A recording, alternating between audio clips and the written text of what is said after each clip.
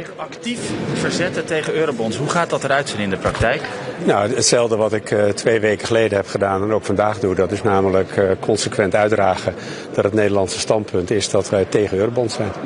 Toch komen de leningen, of het nou eurobonds zijn of niet, er komen leningen. Hoe zinvol is dat dan dat u dat doet? Nou, dat is zinvol, want dat betekent dat we kunnen blijven letten op de financiële stabiliteit. Dat we kunnen blijven letten op schuldhoudbaarheid en dat is belangrijk. Plaatst u zichzelf niet een beetje buiten de discussie hier in Europa dan in ieder geval? Nee, totaal niet. Want de discussie waar we het nu over hebben passen binnen de regels. Passen binnen zeg maar ook de financiële randvoorwaarden die ook zijn gesteld. Dus op geen enkele manier plaats ik mij buiten de discussie. Nederland doet actief mee aan de discussie. Hebben we 2 weken geleden gedaan, doen we vandaag ook. Maar als het dan weer gaat over extra geld dat er moet komen en Nederland zegt nee, sowieso niet lenen. Ja, hoe zinvol is dat dan? Nee, maar we hebben een pakket gisteren gekregen. Dat is dan uitgebracht op basis van de conclusies van 2 weken geleden. Dat gaan we nu serieus bekijken. Onze voorwaarden zijn bekend. Daar gaan we goed naar kijken, ook samen met het parlement. Vandaag ligt het witboek voor de versterking van defensie op tafel. Daar wordt niet gesproken over allemaal nieuwe financiële maatregelen en geld lenen. Dus dat speelt niet. En ik denk dat het belangrijk is, uiteindelijk datgene waar het om gaat is zorgen dat de Europese defensie wordt versterkt. Dat is belangrijk. En dat Nederland daarbij pleit voor financiële stabiliteit en schuldhoudbaarheid. En ook gerichtheid van de investeringen die we met elkaar doen, lijkt me niet meer dan logisch. Wat vindt u dan van landen die zeggen er mogen geen taboes meer zijn? Nee, die snap ik. Maar er zijn voor Nederland grenzen aan die taboes. We moeten niet in een boekhoudkundige discussie met elkaar verzuilen. Dat heb ik ook in de Kamer gezegd 2 weken geleden en blijft ook mijn standpunt. Dus je moet elk voorstel wat gekeken wordt, moet je serieus naar kijken. Maar Nederland heeft wel een paar grenzen. En dat zijn hele logische grenzen, hebben we altijd gehad. En er is niks nieuws onder de zon. Je hoort ook al 150 miljard, wat ingewikkeld in ligt in Nederland. Dat is pas het begin. Nee, maar ik hoorde die zorg ook in de Kamer ook. Maar deze 150 miljard is vrij precies afgebakend. Past overigens binnen de financiële ruimte die de commissie heeft. We hebben de 650 miljard, dus bij elkaar 800 miljard. Dat is al een enorm pakket. Om dat daadwerkelijk om te zetten in defensie-investeringen zal al een tour de force zijn, denk ik, voor menig land. Ook niet elk land zal gebruik maken van deze faciliteit. Dus ik denk dat een discussie over nog veel meer geld. We moeten nu de discussie gaan verplaatsen naar hoe zorgen we ervoor dat we de aanbestedingsprocedures vereenvoudigen. Hoe zorgen we ervoor dat we samenwerken. Hoe zorgen we ervoor dat al die spullen die we kopen, dat die ook met elkaar, dat met elkaar gaan communiceren. Zodat we effectief worden als defensie en daarmee ook een effectieve afschrikking zijn ten opzichte van potentiële bedreigingen van onze nationale veiligheid. En hoe snel kan Nederland dat geld gaan uitgeven of met die plannen komen om samen te gaan werken? Nou, om samen te gaan werken, dat doen we elke dag. En dat zullen we ook intensiveren. Zeker als de Europese regelgeving ten aanzien van aanbestedingen versoepeld worden. Dan kunnen we nog beter met elkaar samenwerken. En ik heb al eerder gezegd, de kans dat Nederland gebruik maakt van 150 miljoen acht ik nihil. Omdat wij zelf met onze triple-E-rating goedkoper kunnen lenen dan via Europa. En of we gebruik moeten maken van de 650 miljard, zullen we naar kijken. Maar dat is niet onze eerste zorg. Onze zorg is om te zorgen dat de defensie, ook in Nederlandse defensie, voldoende geld krijgt. Om te zorgen dat men die versterking kan aanbrengen. En dat moeten we ook gefaseerd doen. En ik heb vaker gezegd, die discussie nationaal voeren wij ongetwijfeld bij de voorjaarsnota. En hoe snel kan Nederland daarmee komen? Want de commissie wil liefst al voor de zomer plannen zien. Nee, wij zijn druk bezig plannen te maken. Daar is de Nederlandse defensie al heel lang mee bezig. En dat raakt de defensieindustrie. Dus we moeten ook zorgen dat de defensieindustrie ook intensief samenwerkt. En ik heb de afgelopen weken zowel met de Belgische premier als met de Italiaanse premier gesproken. Om te kijken hoe we onze defensieindustrie daadwerkelijk kunnen laten samenwerken.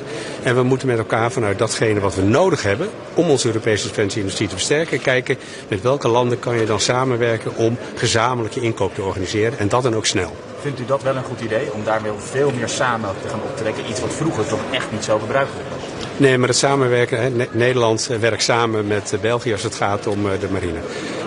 En voor een deel ook als het gaat om de luchtmacht. Met Duitsland werken we intensief samen als het gaat over het leger. We hebben ook een gezamenlijk legerkorps. Dus het samenwerken, dat zit in de Nederlandse aard, bijna zou ik zeggen, ten aanzien van defensie. Ten aanzien van de aankopen moeten we dat nog fors versterken. Maar het is wel samenwerking. Dus het zijn lidstaten met elkaar die dat bespreken en kijken hoe ze dat kunnen organiseren. En dat Europa en de EU daar vervolgens zeg maar, faciliteiten voor beschikbaar stelt om dat te versnellen, beter mogelijk te maken, kan ik alleen maar toejuichen. En het Europees leger? Nee, is voor Nederland geen optie. komt Nederland ook niet een beetje aan de zijlijn te staan door het onderlinge gekissenbis over wat er wel kan en wat er niet kan? Nee, helemaal niet. Omdat de discussie in het Nederlandse parlement is niet iets wat de gemiddelde regeringsleider bezighoudt. Net zo min als dat ik me niet dagelijks oriënteer op gekissenbis in andere parlementen. Maar in andere landen, bijvoorbeeld in Duitsland, in Frankrijk, worden al verregaande plannen gemaakt over wat er moet worden gedaan om de defensie te versterken. En in Nederland gaat het vooral over wat je wel kunt doen en wat je niet kunt doen en hoe je dat wel of niet kunt financieren. Nee, in Nederland zijn we ook druk bezig om te kijken hoe we defensie kunnen versterken. Hoe we kunnen samenwerken met diverse landen.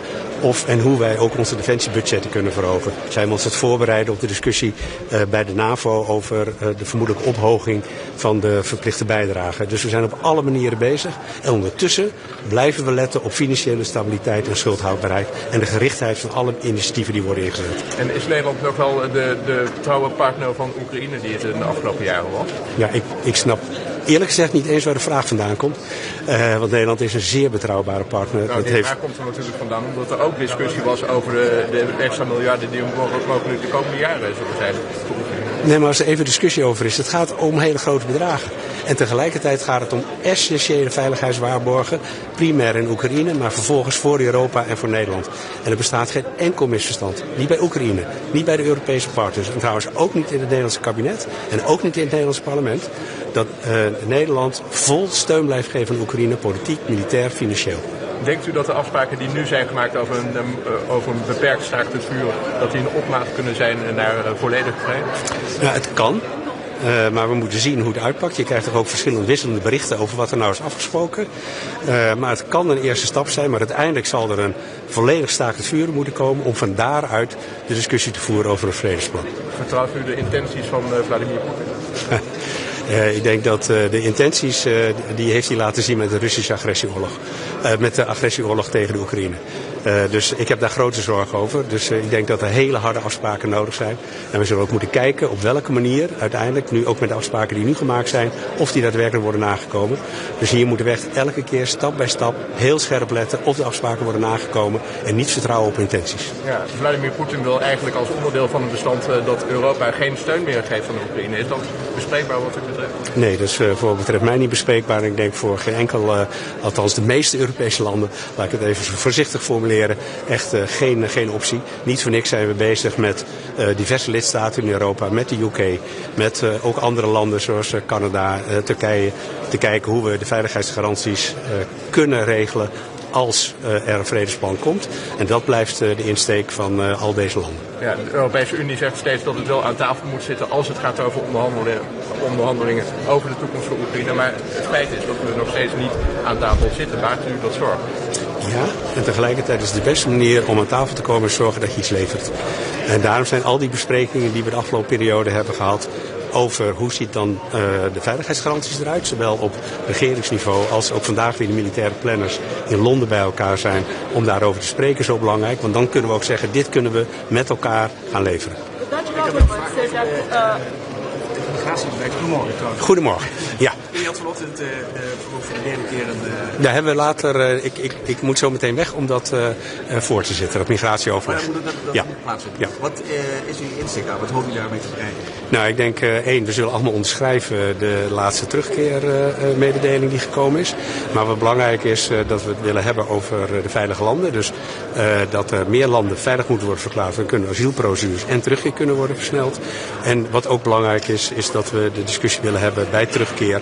Dat niet altijd naar het land van herkomst hoeft. Maar dat het ook kan in een land in de omgeving daar vandaan. Of tijdelijk of structureel. Omdat er voldoende connectie met dat betreffende land is. Dat zijn altijd heel omstreden en moeizame maatregelen. Denk je dat het ook echt een bijdrage zou leveren aan het verminderen van de immigratie in Nederland? Ja, ik denk als je de terugkeer efficiënt en effectief inregelt, dan helpt dat absoluut bij het verminderen ook van de instroom. Daar ben ik absoluut van overtuigd. En daarom dat we ook zo samen met Denemarken en Italië met z'n drieën elke keer proberen met alle landen die daarin geïnteresseerd zijn. En vandaag zijn er, dacht ik, 14. Te kijken hoe we extra push kunnen geven aan een strak en scherp migratiebeleid. En per wanneer zou dat effect zichtbaar moeten kunnen worden? Nou, dat is altijd moeilijk te zeggen. Net zo goed als het heel moeilijk te zeggen is wat nou precies de reden is waarom op dit moment die migratie-instroom zowel in Europa als in Nederland vermindert. Maar we zullen echt door moeten blijven gaan, want voorlopig in Nederland zit de opvang vol, kan de IND bijna de procedures niet aan. Dus is het zaak om te zorgen dat we grip krijgen op migratie en dat de terugkeer ook echt wordt georganiseerd. In English, please. De Europese Commissie komt voor de zomer ook met een voorstel. Kunt u uitleggen wat uw probleem is met die veilige landen benoemen en wat voor Europese oplossing u precies wil? Wat is daar uw? We willen meer veilige landen. Landen veilig benoemen is ingewikkeld, omdat vaker altijd wel iets is waardoor men denkt, ja, is dat land wel veilig? Terwijl als je landen veilig kan verklaren, je in je asielprocedure eigenlijk het asielverzoek meteen kan afwijzen, behoudend zeg maar hele specifieke individuele gronden, kan je veel sneller door die asielprocedures heen. Maar dat kost wel tijd en energie. Dat is de afgelopen jaren gebleken. Zal ongetwijfeld ook de komende weken en maanden wel blijken. Maar ik denk dat het heel belangrijk is, en daarom denk ik ook belangrijk dat we daar met de landen die daar hetzelfde over denken, kijken of we dat uiteindelijk in de Europese Raad ook verder kunnen brengen. En zorgt dat dan nu ook inderdaad dat er concurrentie is onder die 27 landen? Dus dat je het inwilliging bijvoorbeeld makkelijker gaat in Nederland? Nee, ik denk niet dat er concurrentie is. Eerder dat er wel verschillen zijn in de manier waarop aanvragen worden beoordeeld. Wat uiteindelijk resulteert in hogere percentages in het ene land of in het andere land. Ja, dat kan effecten hebben ten aanzien van hoe de mensensmokkelaars de mensen weer naar de diverse landen brengen. Daarom is het ook belangrijk dat dat ook meer gelijk getrokken wordt. En daarom is ook het veilige landen zo belangrijk. Want als we met elkaar afspreken, dit zijn de veilige landen, doen we daar dus allemaal ongeveer hetzelfde. U heeft tijdens het diner ook nog een gesprek over MFK, nieuw MFK.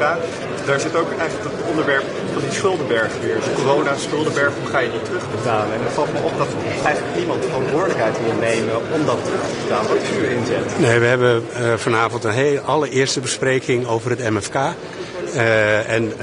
Dat is eigenlijk meer een algemene uitwisseling van standpunten. Alle landen, Nederland ook, moet nog zijn inzet daarop bepalen. Ik heb afgelopen dinsdag in de Kamer ook gezegd dat de Kamer waarschijnlijk eind deze week of begin volgende week de Nederlandse inzetbrief krijgt.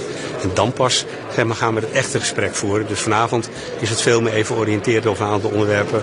En hoe kijken we aan tegen het traject dat we de komende 2 jaar met elkaar gaan doorlopen. Hè? Want de MFK staat inderdaad nu op de agenda, maar wordt uiteindelijk afgerond ongeveer over 2 jaar.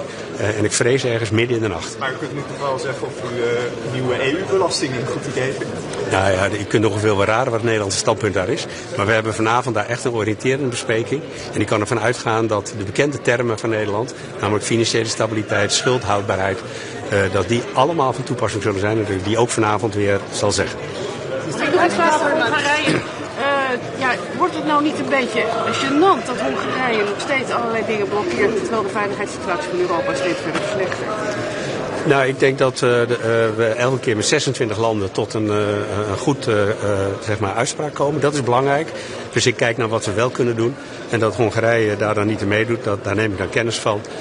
Daar praten wij ook bijna niet meer over. 26 landen hebben hier gedeelde opvattingen en werken hier stevig samen met elkaar verder. En moet u niet iets aan Hongarije gaan doen dan met z'n 26? Nou, ik zou niet weten waarom. Laat ik zeggen, Hongarije kan zijn eigen positie bepalen. En dat doen ze elke keer weer. We hebben heel lang over Hongarije gedaan alsof het een enorm probleem was. En nu opeens kun je ook allerlei dingen met z'n 26. Was dat dan nog eerder mogelijk geweest? Ja, dat weet ik niet. Ik constateer in ieder geval dat het nu mogelijk is en dat dat vrij soepel gaat. En dat we de verklaringen gewoon kunnen aannemen en dat we gewoon door kunnen. En dat is denk ik belangrijk. Belangrijk voor Oekraïne, belangrijk voor de veiligheid van Europa en daarmee Nederland. Is dat de invloed van meneer Costa misschien? Dat hij zegt, nou joh, luister nou niet zo naar die hormonen. Nou, dat vind ik echt heel ingewikkeld. Ik zie de heer Orbán in de Raad hier ook in die zin soepel mee omgaan. Er wordt natuurlijk altijd veel vooroverleg gedaan. En ik ga er ook vandaag vanuit dat we op het punt van de Oekraïne met z'n 26 gewoon vooruit kunnen. En daar waar Hongarije wil of kan aanhaken, zullen ze dat altijd doen. A question in English, please. Yes. The Dutch government said that they might abstain or vote against some of the parts of the defense spending plan. What are the sticking points? No, we are not thinking about saying no. We look constructive to the plans, but we always say, and said it 2 weeks ago, and I'm going to say it today, that sustainable debt is important. that there should be a good balance in finance, and financial health is important.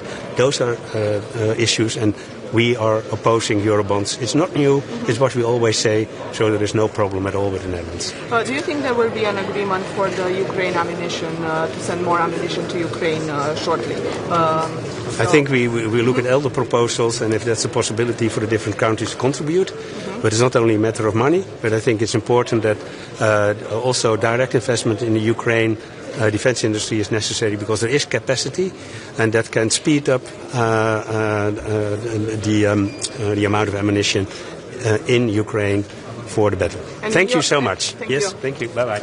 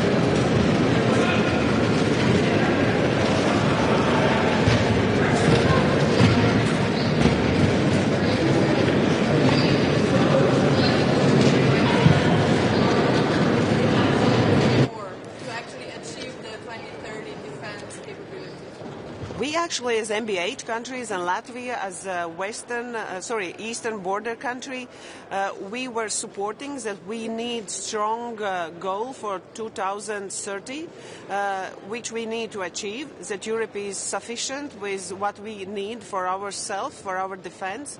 And I believe white paper is just one first step. And the proposal for Ursula von der Leyen as well is the first step. Therefore, we are open for more discussions, how we can find even more finances, how we can get Europe to be more competitive. Capital market as well is one of the topics which could help as well to boost our military industry. Because for military industry, it doesn't help only with European budget, but we need to have a private budget as well and private money coming in. So I support European Investment Bank to be one of the partners in procurement processes within Europe, which could help really for us to show how united are Europe, how strong are Europe. Thank you.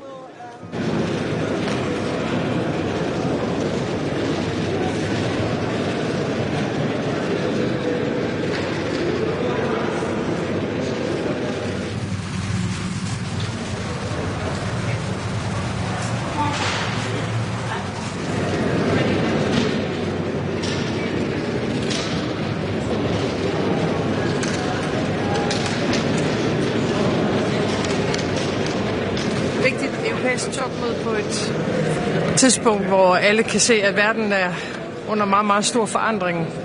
Noget af det eneste opmuntrende, der sker i den her tid, det er, at Europa stepper op. Det skal vi bruge mødet i dag og måske også i morgen på at tage de næste skridt i forhold til. Sidst vi var her for et par uger siden, fik vi den store økonomiske ramme på plads. Nu skal vi så videre med de konkrete planer, som synes jeg har det aller væsentligste fokus, at i løbet af 3 til 5 år, der skal vi være klar til at kunne forsvare os fuldstændigt i Europa. Det er det, jeg kommer til at presse på for i dag.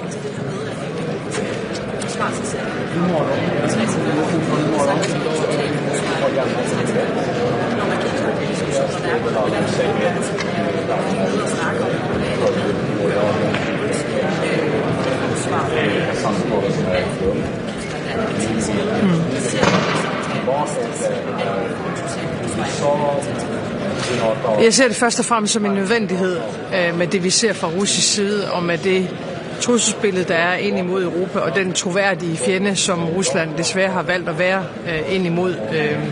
Ikke alene NATO's østlige flanke, men jo Europa som kontinent. Så jeg ser det som en nødvendighed, og når det er en nødvendighed, så kan det jo også lade sig gøre, hvis vi vil. Men det er klart, det kræver rigtig mange beslutninger, det kræver noget politisk lederskab, og det kræver jo, at vi gør i Europa, som vi gør i Danmark lige nu, altså foretager en massiv oprustning for at undgå krigen. Men det er klart, det kræver, at der er en masse brikker, der kommer til at stå rigtigt på bordet. Vi er villige til at gøre det fra dansk side, vi er villige til at gøre det fra den danske regerings side, og kommer til at presse på for, at Europa får truffet de nødvendige beslutninger tidsnok.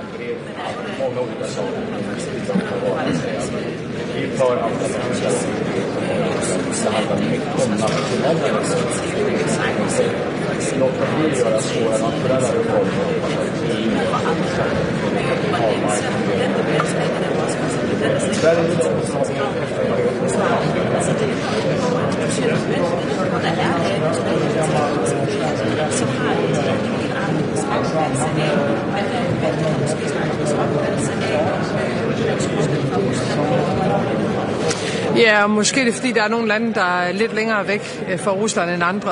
Og derfor har jeg det i hvert fald selv sådan, at jeg lytter meget til det, vi kalder frontstaterne, altså dem, der har en historisk erfaring med Rusland. Den er i alle lande negativ.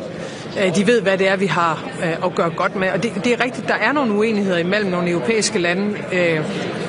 Cybersikkerhed er ligesom én ting, fordi der er angreb cybermæssigt, og der er hybride angreb ind imod Europa. Det er jo også en del af vores samlede forsvar, vores samlede beredskab, men ved dagens afslutning må man jo gøre op med sig selv, om man har tænkt sig at forsvare vores kontinent eller ej. Og på den måde bliver enhver krise og enhver svær situation, det bliver også forstørrelsesglas på, om man vil træffe de nødvendige beslutninger. Alle ved, hvor Danmark står. Jeg er rigtig, rigtig glad for den massive opbakning i Danmark til den kurs, vi har valgt, og nu må vi så gøre, hvad vi kan for at få resten af Europa med os.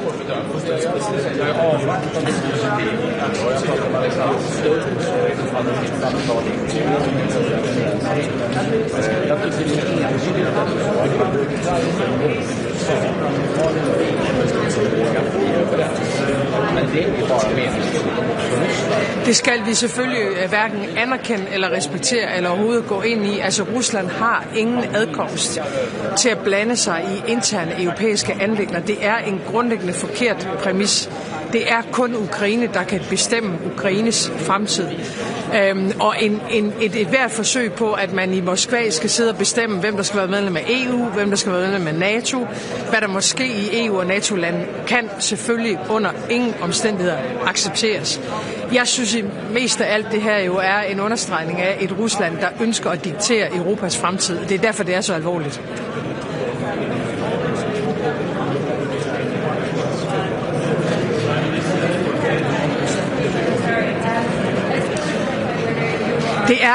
Det er omvendslev, den måde, du stiller spørgsmålene på, fordi Putin kunne stoppe krigen nu. Det er ikke to lande, der er gået i krig mod hinanden. Det er Rusland, der angriber et europæisk land. Hvis Rusland ønsker fred, kan de stoppe krigen. Nu har den ukrainske præsident tilkendegivet, at man bakker op om den her 30-dages våbenhvile.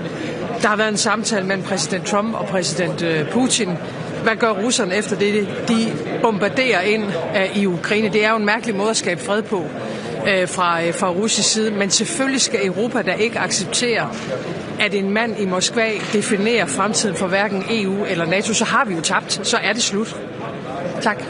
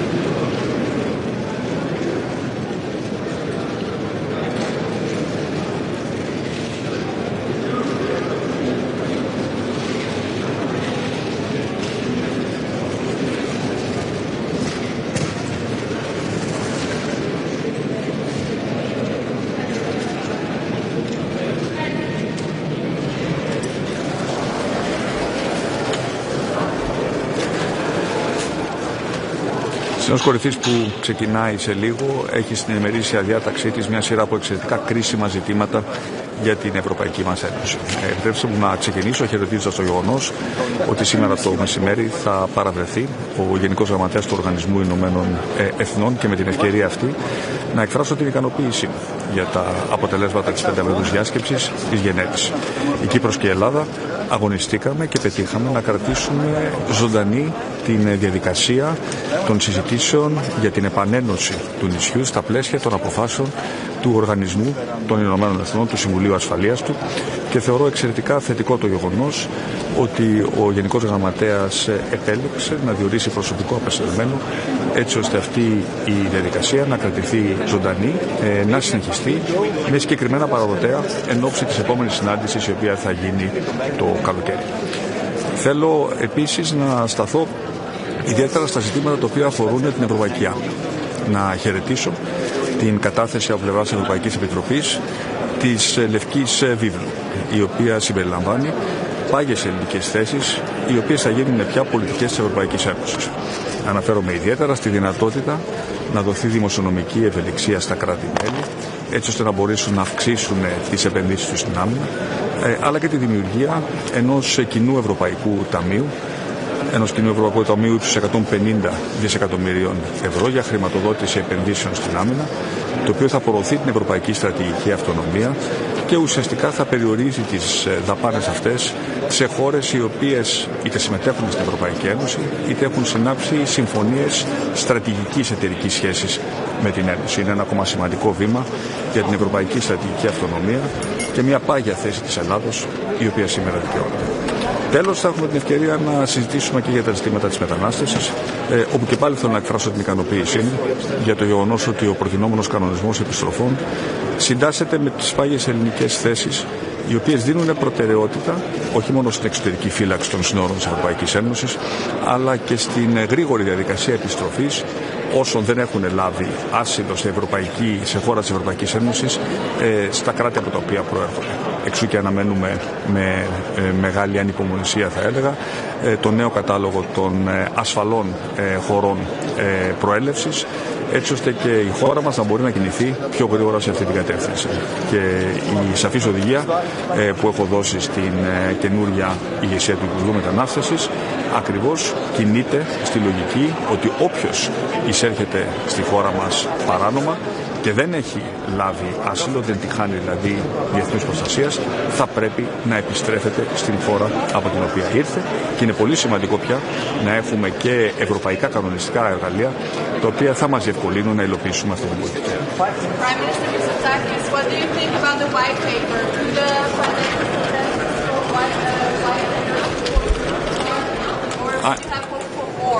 I am happy about the content of the white paper. I have been advocating for quite some time for the need to give more fiscal flexibility to the member states to spend more on defense, and I see that this is included in the white paper, and we hope that it will soon be approved by our ministers of finance. I'm also happy about the initial scope of the SAFE facility. However, at some point we need to have a more serious discussion as to whether these financing options will only include loans, as is currently the case, or whether we're also willing to move in a more ambitious direction towards the provision of grants to European member states in order to make the important investments that they need to do in order to ensure that our common European defense reaches the point which we aspire. But isn't there a disconnect? Thank you.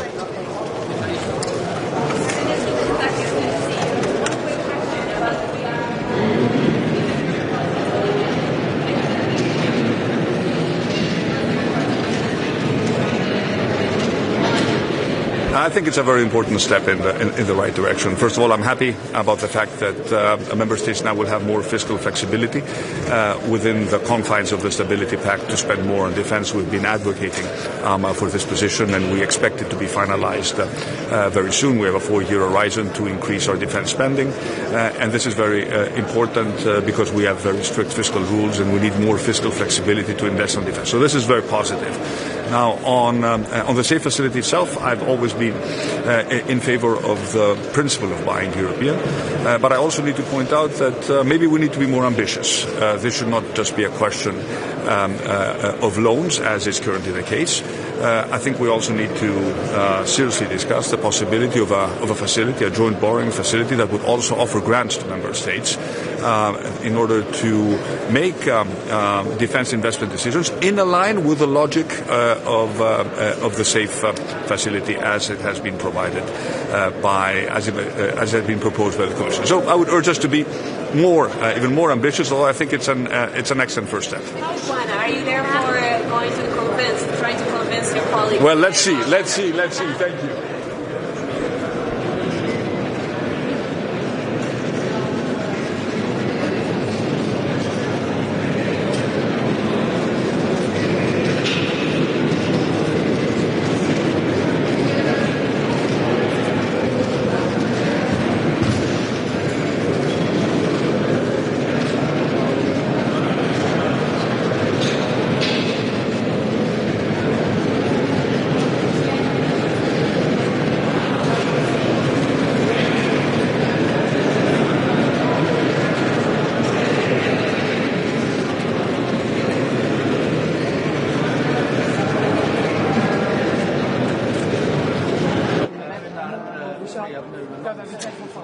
Jag tycker det är svårbedömt. Jag skulle säga att jag är avvaktande positiv ändå. Jag pratade med Alexander Stubb som hade sitt samtal igår med president Zelensky.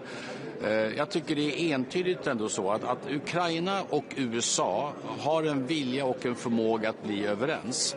Men det blir bara meningsfullt om också Ryssland blir överens. Och där hör vi ständiga om och men och man minskar överenskommelsens värde. Dessutom i praktisk handling med nya anfall. Så jag tycker att nu är bollen rätt tydligt hos Ryssland igen. Och det är upp till bevis för Ryssland just nu. Ukraina anstränger sig enormt mycket för att få en vapenvila som skulle kunna leda till en fred. Och jag hoppas att vi kan få lite klarare bild av hur Ukraina ser på den saken idag. Men jag är rätt bekymrad över vad Ryssland håller på med just nu.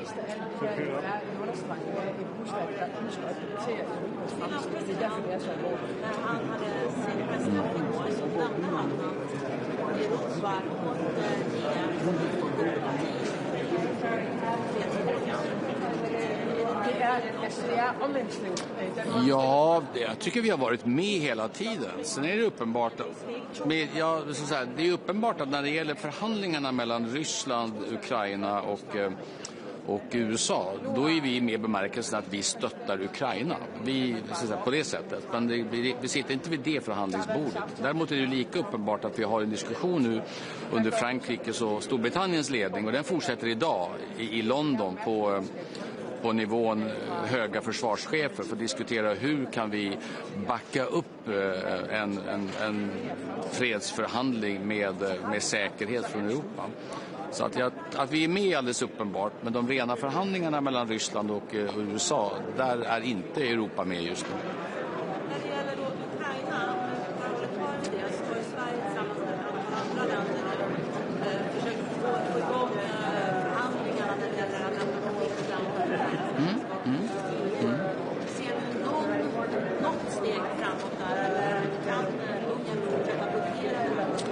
Att de kan blockera, det är ju alldeles uppenbart. Det kräver ytterst enighet, och Ungern har närmast lovat att sätta käppar i hjulet för den här processen. Det tycker vi ju är förfärligt. Inte förvånande, men förfärligt. Men trycket från andra länder att visa att när Ukraina, inte Ungern, när Ukraina gör stora framsteg, så måste också EU-systemet göra stora framsteg. Där ligger vi ju kvar. Sen är det alldeles uppenbart att skulle vi få fred, en rimligt bra fred i Ukraina, så ökar ju förutsättningarna förstås för Ukraina att fokusera väldigt mycket på att göra allt som krävs för att också bli medlemmar i EU. När det gäller stödet till Ukraina, 40 miljarder euro som kallas för brott. Det vi hör är att det är ganska komplicerat. Det dröjer. Så att å ena sidan så säger vi ju vi ska öka stödet.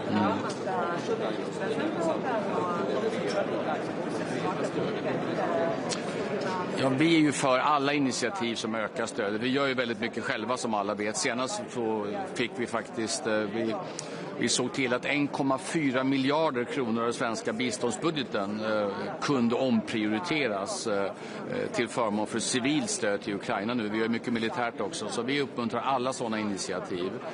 Sen är det ju ytterst beslut som måste fattas i varje land, men vi uppskattar även Kaja Kallas försök att hitta nya instrument och nya sätt att finansiera Ukraina.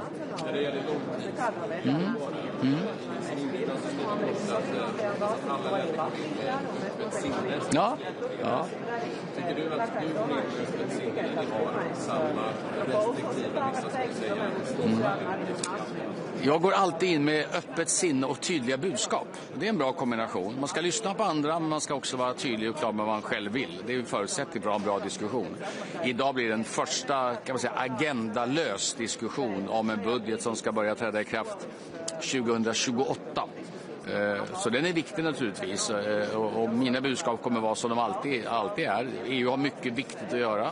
Vill man ta på sig nya uppgifter så måste man vara beredd att stryka gamla uppgifter.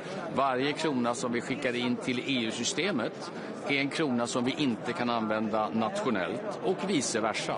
Så det finns inga gratisluncher i EU heller, och det kommer jag framföra till en krets ledare som inte kommer vara förvånad över mitt budskap.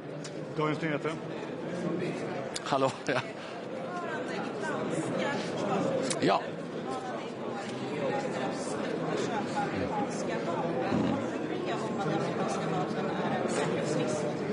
Nej, det skulle jag inte alls säga. Vi har god erfarenhet av samarbete med amerikansk försvarsindustri, men jag håller också med de många europeiska kollegor som tycker att den europeiska försvarsindustrin måste nu stärkas. Det är inget tvekan om det.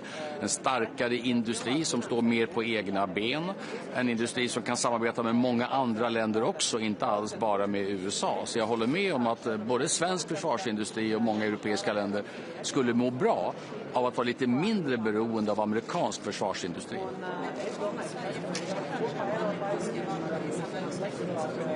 Ja, det får vi ju se. Vi kommer köpa bästa tillgängliga. Jag är framförallt mån om att Sverige fortsätter vara en stor producent själva.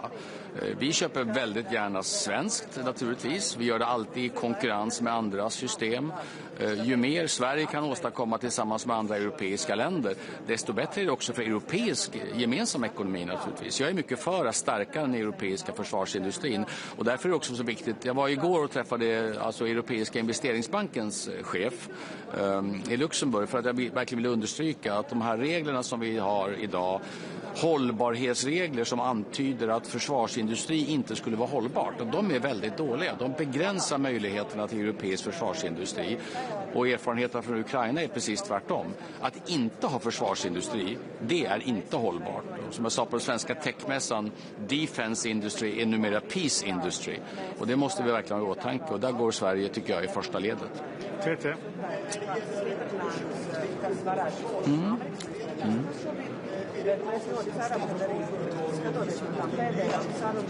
Ja, alltså i grund och botten är vi väldigt mycket för, som jag sa, en starkare europeisk försvarsindustri. Sen måste den, och det framgår ju också, den måste ju vara öppen för samarbeten. Det vore ju en väldigt kortsiktig lösning att säga att det ska bara vara EU-länders. För det första har vi ju lärt oss de senaste veckorna inte minst att EU är viktigt, men Europa är större än EU. Allt vi gör om säkerhet i Europa måste också inkludera Storbritannien. Det är helt uppenbart, och det är väl övertydligt nu när Frankrike och Storbritannien gör så stora initiativ. Så att, Storbritannien är viktigt, Norge är viktigt. Vi har nära samarbete med Norge också. Så gärna en europeisk strategi, men den måste vara öppen för samarbeten också med andra länder. Och det tycker jag är tydligt också i den strategin. Nej, jag ser inga problem med detta. Sen vill vi ju inkludera Storbritannien så brett som möjligt. Det finns ju andra frågor också. Där har vi ju respekt för att för britterna är EU fortfarande en mycket känslig fråga efter Brexit. Men är det någon enda fråga där jag tror att Storbritannien verkligen själva tycker att de har ett starkt behov av nära EU-samarbete, så är det ju allt som har med försvar och säkerhet att göra. Ja.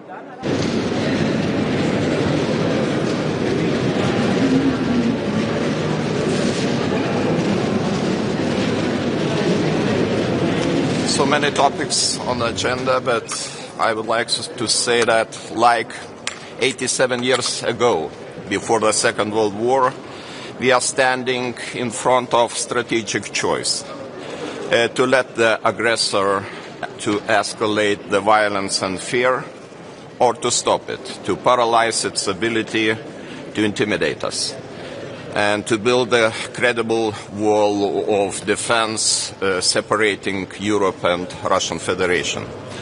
In the short run, we have to support Ukraine, and this is absolutely obvious that Ukraine needs our military assistance, Ukraine needs ammunition, long-range missiles, and we are ready to provide it.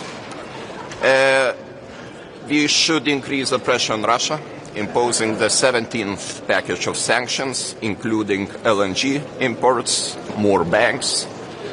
And Lithuania proposes to set the orientation date of possible membership of Ukraine in the European Union, 2030, January 1st. It would encourage our friends, Ukrainians, to proceed faster, because I know their ability to implement all the necessary reforms, even under very complicated circumstances during the war. In the middle run, of course, it's important to use this precious time Ukraine is buying for us in order to strengthen our military capabilities, and I welcome European Commission's proposal, Rearm Europe. We have to rearm ourselves, because otherwise we will be the second next victim of Russian aggression. And 150 billion euros is an important element of this package.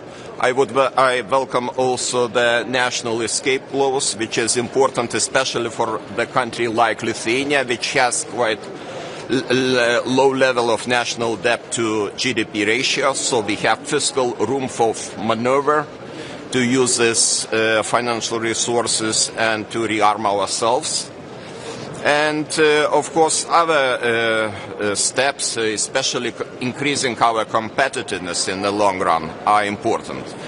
My country benefited from the single market even more than from the structural and cohesion funds. We can calculate it, and the outcome is clear. Single market has a huge potential, but so far this potential is not used to the full extent. There are still many barriers, limitations, especially in the free movement of services, and we have to open this window and to use the potential to the full extent. And all other measures, MFF, next financial perspective, very important. We have a broad range of goals, but I think the size of the budget, 1% of gross national income, is too small in order to successfully deal with all these objectives ahead of us. Military mobility, reconstruction of Ukrainian economy, competitiveness, strengthening of our defense and industry, all these goals should be financed adequately, and I think we have to start a very serious discussion about the next MFF. So this is from my side. Do you think that the EU is doing enough? I mean, Trump is looking at basically creating a new world order where the EU seems to want to secure the eastern flank with paper. You know, our leadership depends not on our rhetoric or speeches. Our leadership depends on our decisions.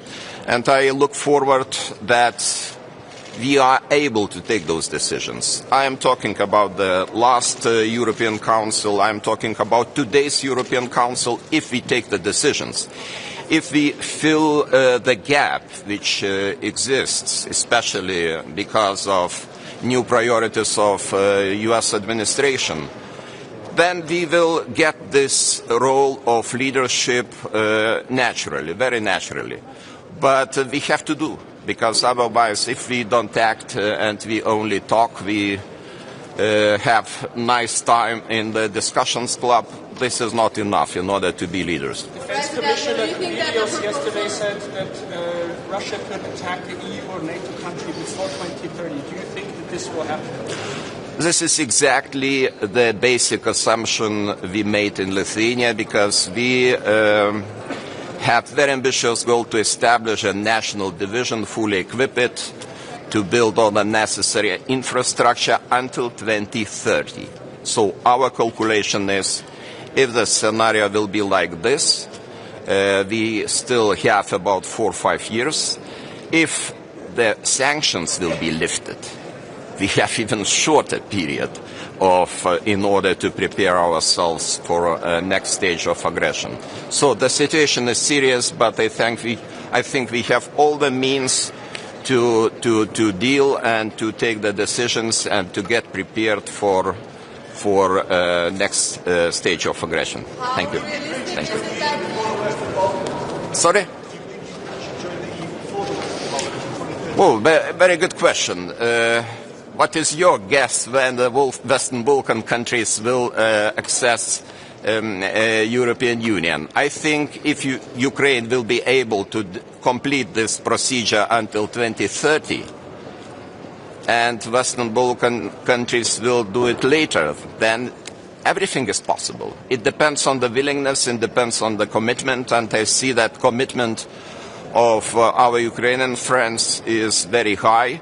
The same with Western Balkan countries. I know that they are doing a lot too, they are doing a great job, but we will see at the end of the day. Thank you.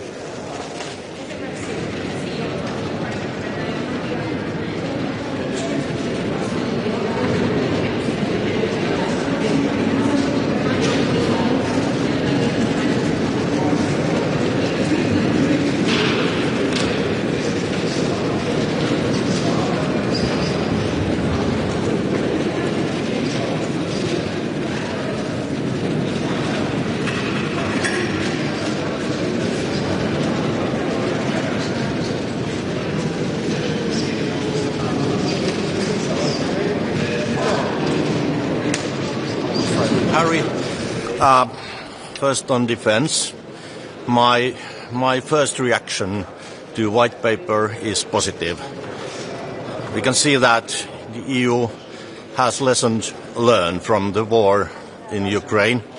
Russia is and will be the permanent threat to the European Union and to Europe. And that's why now we are really preparing and building our own strong defense, finally.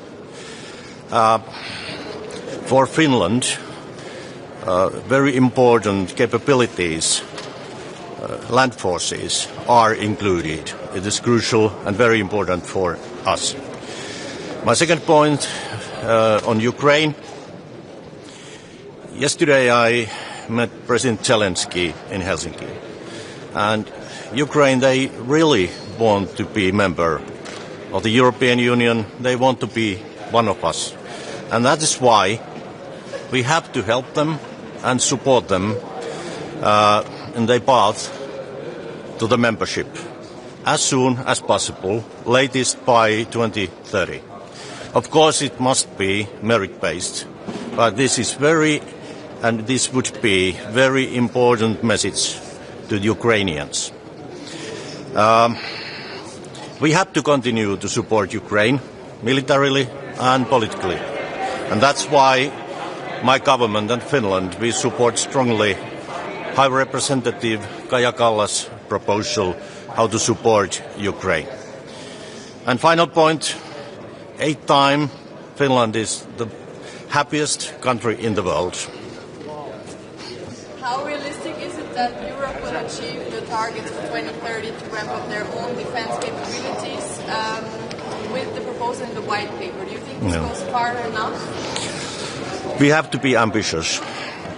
We have to build our defense in close cooperation with the US, and the target should be that the European pillar in NATO is as strong as possible, less dependent from the others. But you are right, it is a very ambitious goal, but we have to start right now. Thank you so much.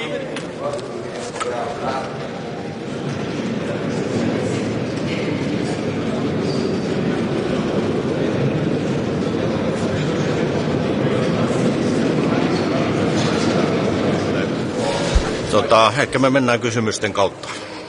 Miten kommentoisitte Zelenskin ja Trumpin eilistä puhelua ja sitten onko tiedossa, että olisiko Trump antanut periksi joillekin Venäjän vaatimuksille esimerkiksi tämän aseamme keskeyttämistä? Ensin tästä puhelusta niiden tietojen perusteella, jota olen siitä saanut, niin sekä Zelenski että Trump molemmat ovat olleet tyytyväisiä puheluun ja mielestäni se on hyvä merkki. Nyt tästä työ pitää jatkua ja rauhanprosessi mennä eteenpäin. Kuitenkin sen pitää tapahtua niin, että Ukraina on mukana neuvottelemassa, niin kuin nyt suunnitelma onkin, mutta myöskin Euroopan pitää olla vahvasti mukana näissä neuvotteluissa. Minusta se oli positiivinen puhelu. Siitä minulla ei ole tietoa, että Trump olisi ihan todellisuudessa antanut periksi. Kaikki me oltiin jonkun verran huolissamme niiden uutisten perusteella, joita puhelun jälkeen varsinkin Venäjän suunnasta kerrottiin, mutta se taas eilinen puhelu vahvisti uskoa siihen, että tässä mennään nyt samaan suuntaan Yhdysvaltojen ja Ukrainan, eli sitä kautta myöskin Euroopan näkökulmasta. Voiko Kallaksen paketti vielä enemmän? Että isot jäsenmaat eivät tätä isoa tukipakettia Ukrainalle olisi hyväksymässä Joo. Kallaksen paketti sellaisenaan, kun hän on sitä esittänyt, niin on todellakin vastatuulessa, mikä on harmi. Mutta nyt tehdään töitä lujasti sen eteen, että saadaan mahdollisimman iso paketti kuitenkin aikaan. Viittaan taas eilisiin keskusteluihin Zelenskin ja ukrainalaisten kanssa. Se, mitä he tarvitsee nopeasti aseita, erityisesti ilmatorjuntajärjestelmiä ja ammuksia. Mutta toisaalta he tarvitsevat myöskin ihan puhtaasti rahaa, jotta he voi rahoittaa oman vahvaksi kasvaneen puolustusteollisuutensa tuotantoa, esimerkiksi drone-tuotantoa. Nämä kaksi asiat pitää saada liikkeelle. Tämän Kallaksen mallin kautta me pystyttäisiin mobilisoimaan lisää nimenomaan aseita ja asejärjestelmiä, että kaikki avaisivat varastonsa vihdoinkin. Mutta sitten muistutan siitä, että tämä Ukrainan tukiväline 25 miljardia tälle vuodelle, niin me saatiin viimeksi Suomen aloitteesta siihen tämä etupainotteisuus. Ja nyt se on kiinni komissiosta. Heidän pitää käyttää sitä rahaa etupainotteisesti juuri tässä tilanteessa, ohjata niitä rahoja mahdollisimman nopeasti, mahdollisimman paljon Ukrainalle, joka voi sitten sekä hankkia aseita että tuottaa aseita. Ja tämä rahapuoli pystytään hoitamaan nyt tässä vaiheessa aika pitkälle tällä, mutta aseet on se huoli ja siinä pitäisi päästä eteenpäin. Paljastetaanko yksi kerrallaan? Me ei kuulla muuten. Siitä, että Eurooppa kokee jonkinlaista sotaväsymystä Mä en usko, että kyse on siitä, että saattaa olla kyse siitä, että tämä on kuitenkin aika iso ja se tuli joillekin maille nyt hieman nopeasti.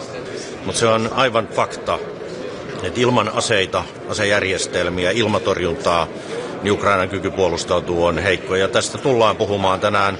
Tulen käyttämään voimakkaita puheenvuoroja sen puolesta, että jokaisen maan pitää kantaa vastuutaan Suomen osalta, kun me katsoin sitä Kallaksen esitystä, niin me pelkästään jo pitkälti sillä, mitä me ollaan päätetty tälle vuodelle, niin me pystyisimme täyttämään oman osamme, mikä kertoo ehkä siitä, että monet maat eivät suoriudu riittävällä tavalla ja tänään pitää haastaa kaikkia maita mukaan ja jatkaa töitä Kallaksen alkuperäisen ehdotuksen mukana perusteella, vaikka nyt tehtäisikin lyhyempi tai pienempi ratkaisu.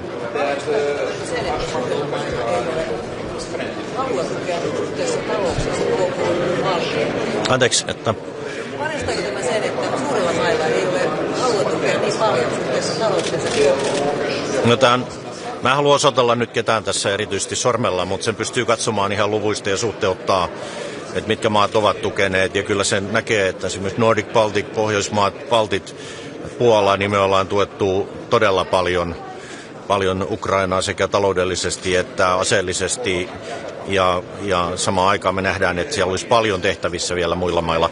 Vaikka rauhanprosessi menee eteenpäin, se tarkoittaa, että voitaisiin tukea nyt vähemmän. Nyt juuri pitää tukea enemmän, jotta me näytetään Venäjälle, että he eivät voi sotilaallisesti menestyä ja että Ukraina pystyy oikeasti puolustamaan itseään. Tämä on myöskin vahva viesti Yhdysvaltoihin, että Eurooppa kantaa vastuunsa. Katsotaan, mitä tänään saadaan aikaiseksi. Joka tapauksessa Eurooppa on tehnyt paljon, tekee koko ajan paljon, mutta Suomen näkökulmasta pitää tehdä vielä enemmän.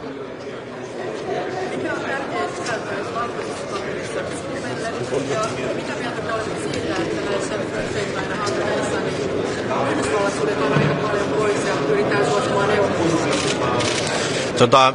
Suomen kannalta sanon sen, että mun ensimmäinen vaikutelmani valkoisesta kirjasta on positiivinen. Eurooppa on avannut silmänsä, on tullut herätys näistä opeista, mitä Ukrainasta on saatu, mitä me nähdään, mitä siellä tapahtuu. Nyt me kaikki tunnustetaan valkoisessa kirjassa se, mistä me olemme puhuneet, eli että Venäjä on se todellinen uhka ja pysyvä uhka, vaikka rauha saataisiinkin aikaan. Ja toiseksi, että se painopiste on, ja se tunnustetaan siinä paperissa, niin itäisellä puoliskolla Eurooppaa. Kolmanneksi nostaisin vielä esille sen, mikä on hyvä, että me ollaan koko prosessin ajan vaikutettu voimakkaasti siihen, että nimenomaan maavoimien tarve nostetaan voimakkaasti esille. Eli tämä perinteinen sota on edelleenkin olemassa, me nähdään se Ukrainassa, tosi samaan aikaan erittäin korkealla teknologialla myöskin modernin sodankäyntiä, mutta maavoimat tarvitaan ja meillä on itsellä isot investoinnit edessä maavoimiin, niin tämä valkoinen kirja tukee sitä ja mä oon siitä erittäin tyytyväinen ja me on tehty paljon töitä sen eteen, että se on tuossa muodossaan. No näistä välineistä, minusta tämä uusi lainaväline, niin se mitä me ollaan sitä nyt alustavasti arvioitu, niin se voi olla meille käyttökelpoinen, koska oleellista on se, että kun se on lainaa, jonka EU takaa, lainaa meillä edelleen, niin meidän täytyy arvioida, että onko se edullisempaa ja parempaa lainaa kuin se, mitä me ottaisiin itse. Ja nyt näillä ehdoilla, mitä tällä hetkellä on näkyvissä, näyttää paremmalta ja edullisemmalta. 10 vuotta lyhennysvapaa, hoidetaan kulut itse ihanasti 45 vuotta takaisinmaksuaika, niin se näyttää houkuttelevalta ratkaisulta ja mä luulen, että me lähdetään kyllä valmistelemaan, että me oikeasti haettaisiin siitä osuutta ja käytettäisiin sitä. Lisäksi lainan korko taitaa olla nyt hieman alempi kuin mitä Suomi itse saisi, että maailma on muuttunut sen verran. No sitten tähän tuotantoon, jos siihen viittasit, niin me ollaan liian riippuvaisia myöskin tuotannossa muista, eli Yhdysvalloista. Me tullaan jatkossakin tarvitsemaan yhdysvaltalaista aseteollisuutta ja meidän kannattaa ostaa parasta. Mutta samaan aikaan, kun me tullaan käyttää satoja miljardeja euroja Euroopassa puolustukseen tulevina vuosina, niin se on myöskin suuri mahdollisuus teollisuudelle, kasvulle, työllisyydelle joka puolella Eurooppaa. Ja meillä Suomessa on hienoja yrityksiä, jotka tällä hetkellä kasvaa, jolla on juuri sitä osaamista ja niitä tuotteita, mitä Euroopankin puolustuksen rakentamiseen tarvitaan, niin minusta se on hyvä, että siinä korostetaan tämän eurooppalaisen teollisuuden roolia ja isossa roolissa paperissa on nimenomaan tämä eurooppalaisen tuotannon merkittävä kasvattaminen. Valitettavasti meidän täytyy nyt lähteä. Kiitos.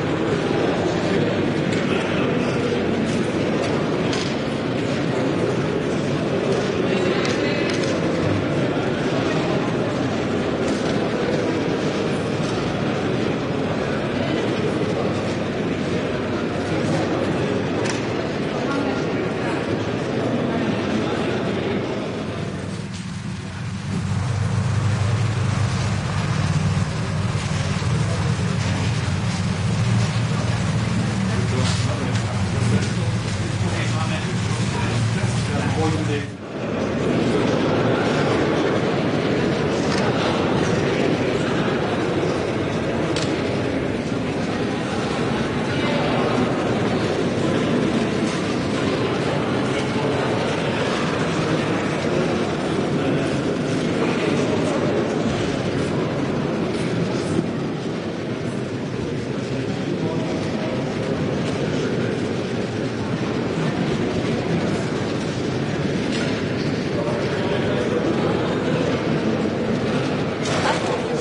Fine, thank you.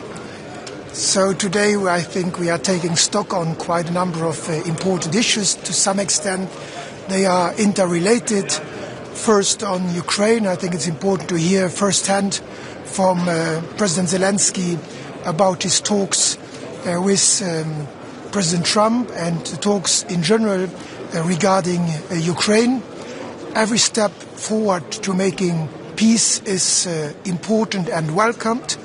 But a ceasefire alone is, of course, not a lasting peace. What we need is a lasting peace that makes sure that in the future Russia will not be tempted to again attack neither Ukraine nor any other country. And so security guarantees is important. We need to continue this discussion. Nothing on that will be decided today. It's an ongoing process, but we should make sure that Ukraine and the rest of Europe is safe also in the future. That's why, and that is the second topic, we need a stronger European defence. The white book that was just published by the European Commission goes into the right direction. Obviously, we have to look into the details of all of that. But indeed, what we have said for quite some time, we need a single market of defence is important. We need more interoperability. We need to buy and produce more European, but all that within NATO, together with our American allies, if possible. Then we will talk about competitiveness. I think it's important that we reduce regulation, that we make it simpler for companies to work cross-border, and we need to have the right financing. And in that context, I welcome and support the Savings and Investment Union, because only if we have also private savings that are used to finance the growth of our economy, we will be successful and we will have peace on the one hand and prosperity on the other hand. So it's a whole package of topics, a big one, and I look forward to those discussions.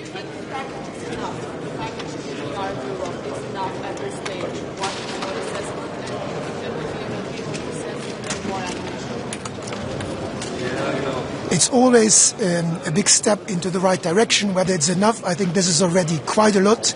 If we look at the amounts we are talking about, I think that is already quite ambitious. But it's not only about how much money, it's how we spend the money.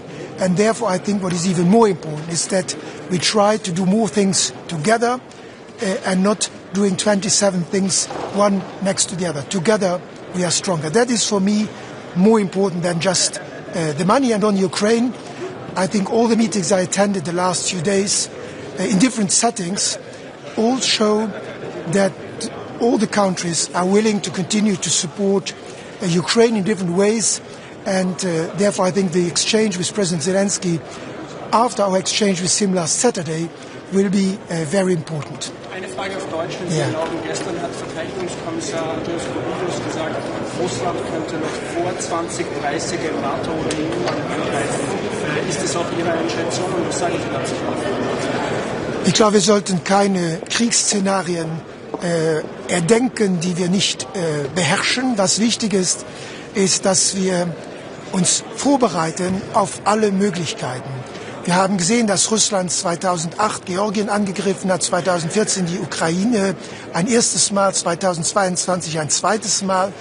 Wir können das Risiko weiterer Angriffe Russlands nicht ausschließen und deshalb rüsten wir ja auf, nicht um einen Krieg zu führen, sondern um abschreckend zu wirken. Und im Übrigen müssen wir nicht nur über Verteidigung reden, sondern über Sicherheit. Es gibt auch andere Szenarien und ich glaube, wichtig ist, dass Europa auf seinen eigenen Beinen steht und dass Europa es fertigbringt, sich für seine Sicherheit einzusetzen. Wir können das innerhalb der NATO am besten tun, aber innerhalb der NATO muss er seinen starken europäischen Pfeiler werden. Aber wir müssen auch reden über Cybersicherheit, wir müssen reden über Satellitenkommunikation, wir müssen reden über Baltisches Meer und Schwarzes Meer. Also all diese Themen, also eine breitere Diskussion führen, damit wir im Falle eines Falles gut aufgestellt sind. Welche konkreten Schritte wären nötig, damit Wettbewerbsfähigkeit und Wiederaufrüstung in Europa Hand in Hand gehen können?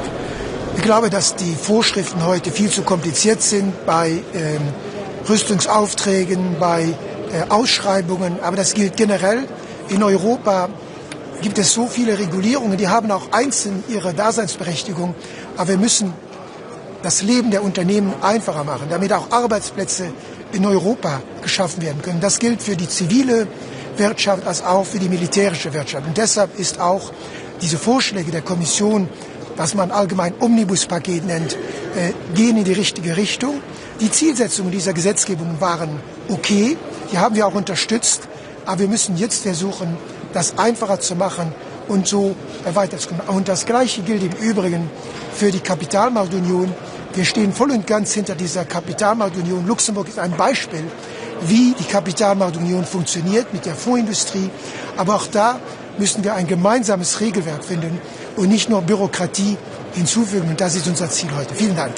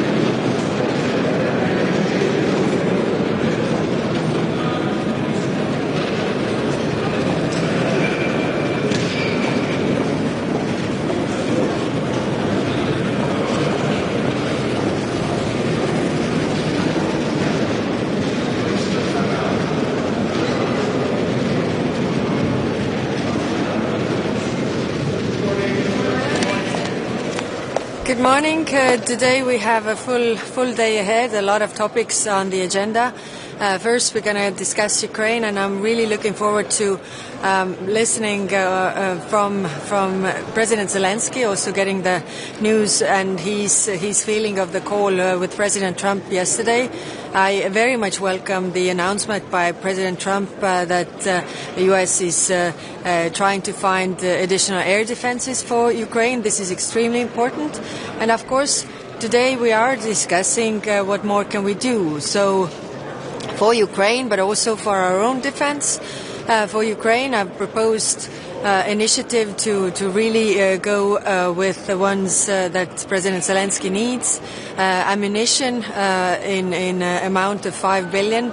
So we should at least start to have a really concrete step, not only words, but also in deeds, that we are helping Ukraine right now. Because the stronger they are on the battlefield, the stronger they are behind the negotiation table. And of course, today we're going to also discuss competitiveness, because it goes hand in hand, as well our economy is doing. The means from economy also help us to do all the things we have to do, meaning investing more in defense, also helping Ukraine. So this is also a very, very important discussion. And of course, there are other topics. Yesterday we came with the defense white paper. We're going to discuss the elements there.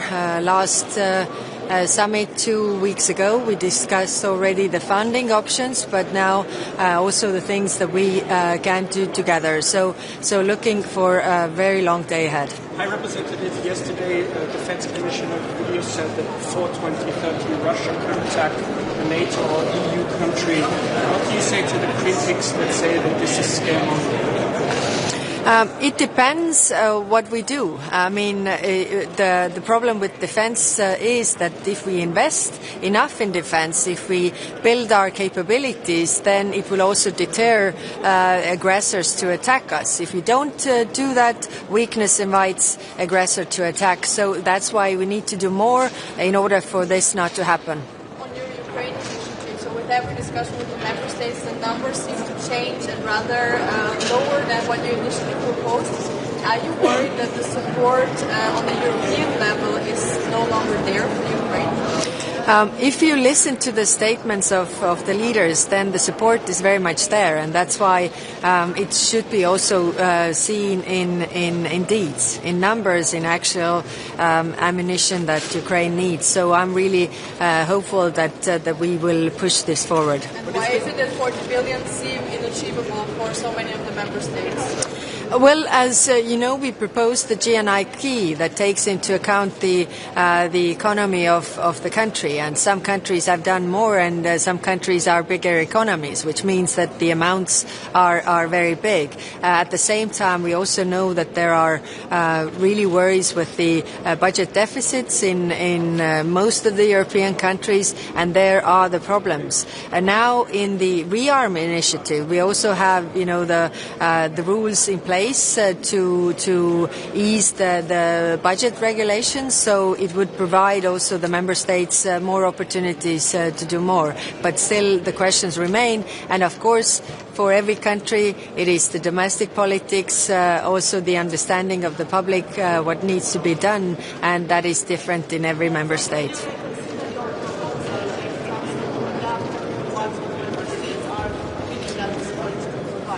We are doing that all the time because I think it's important to have a tangible result. So if we are not able to decide right now for the whole year that is coming, let's decide on the short term, which is the imminent needs that Ukraine has regarding the ammunition right now. The realistic plan would be the 5 billion for the ammunition, and that's what we are working on really right now. Okay, thank you.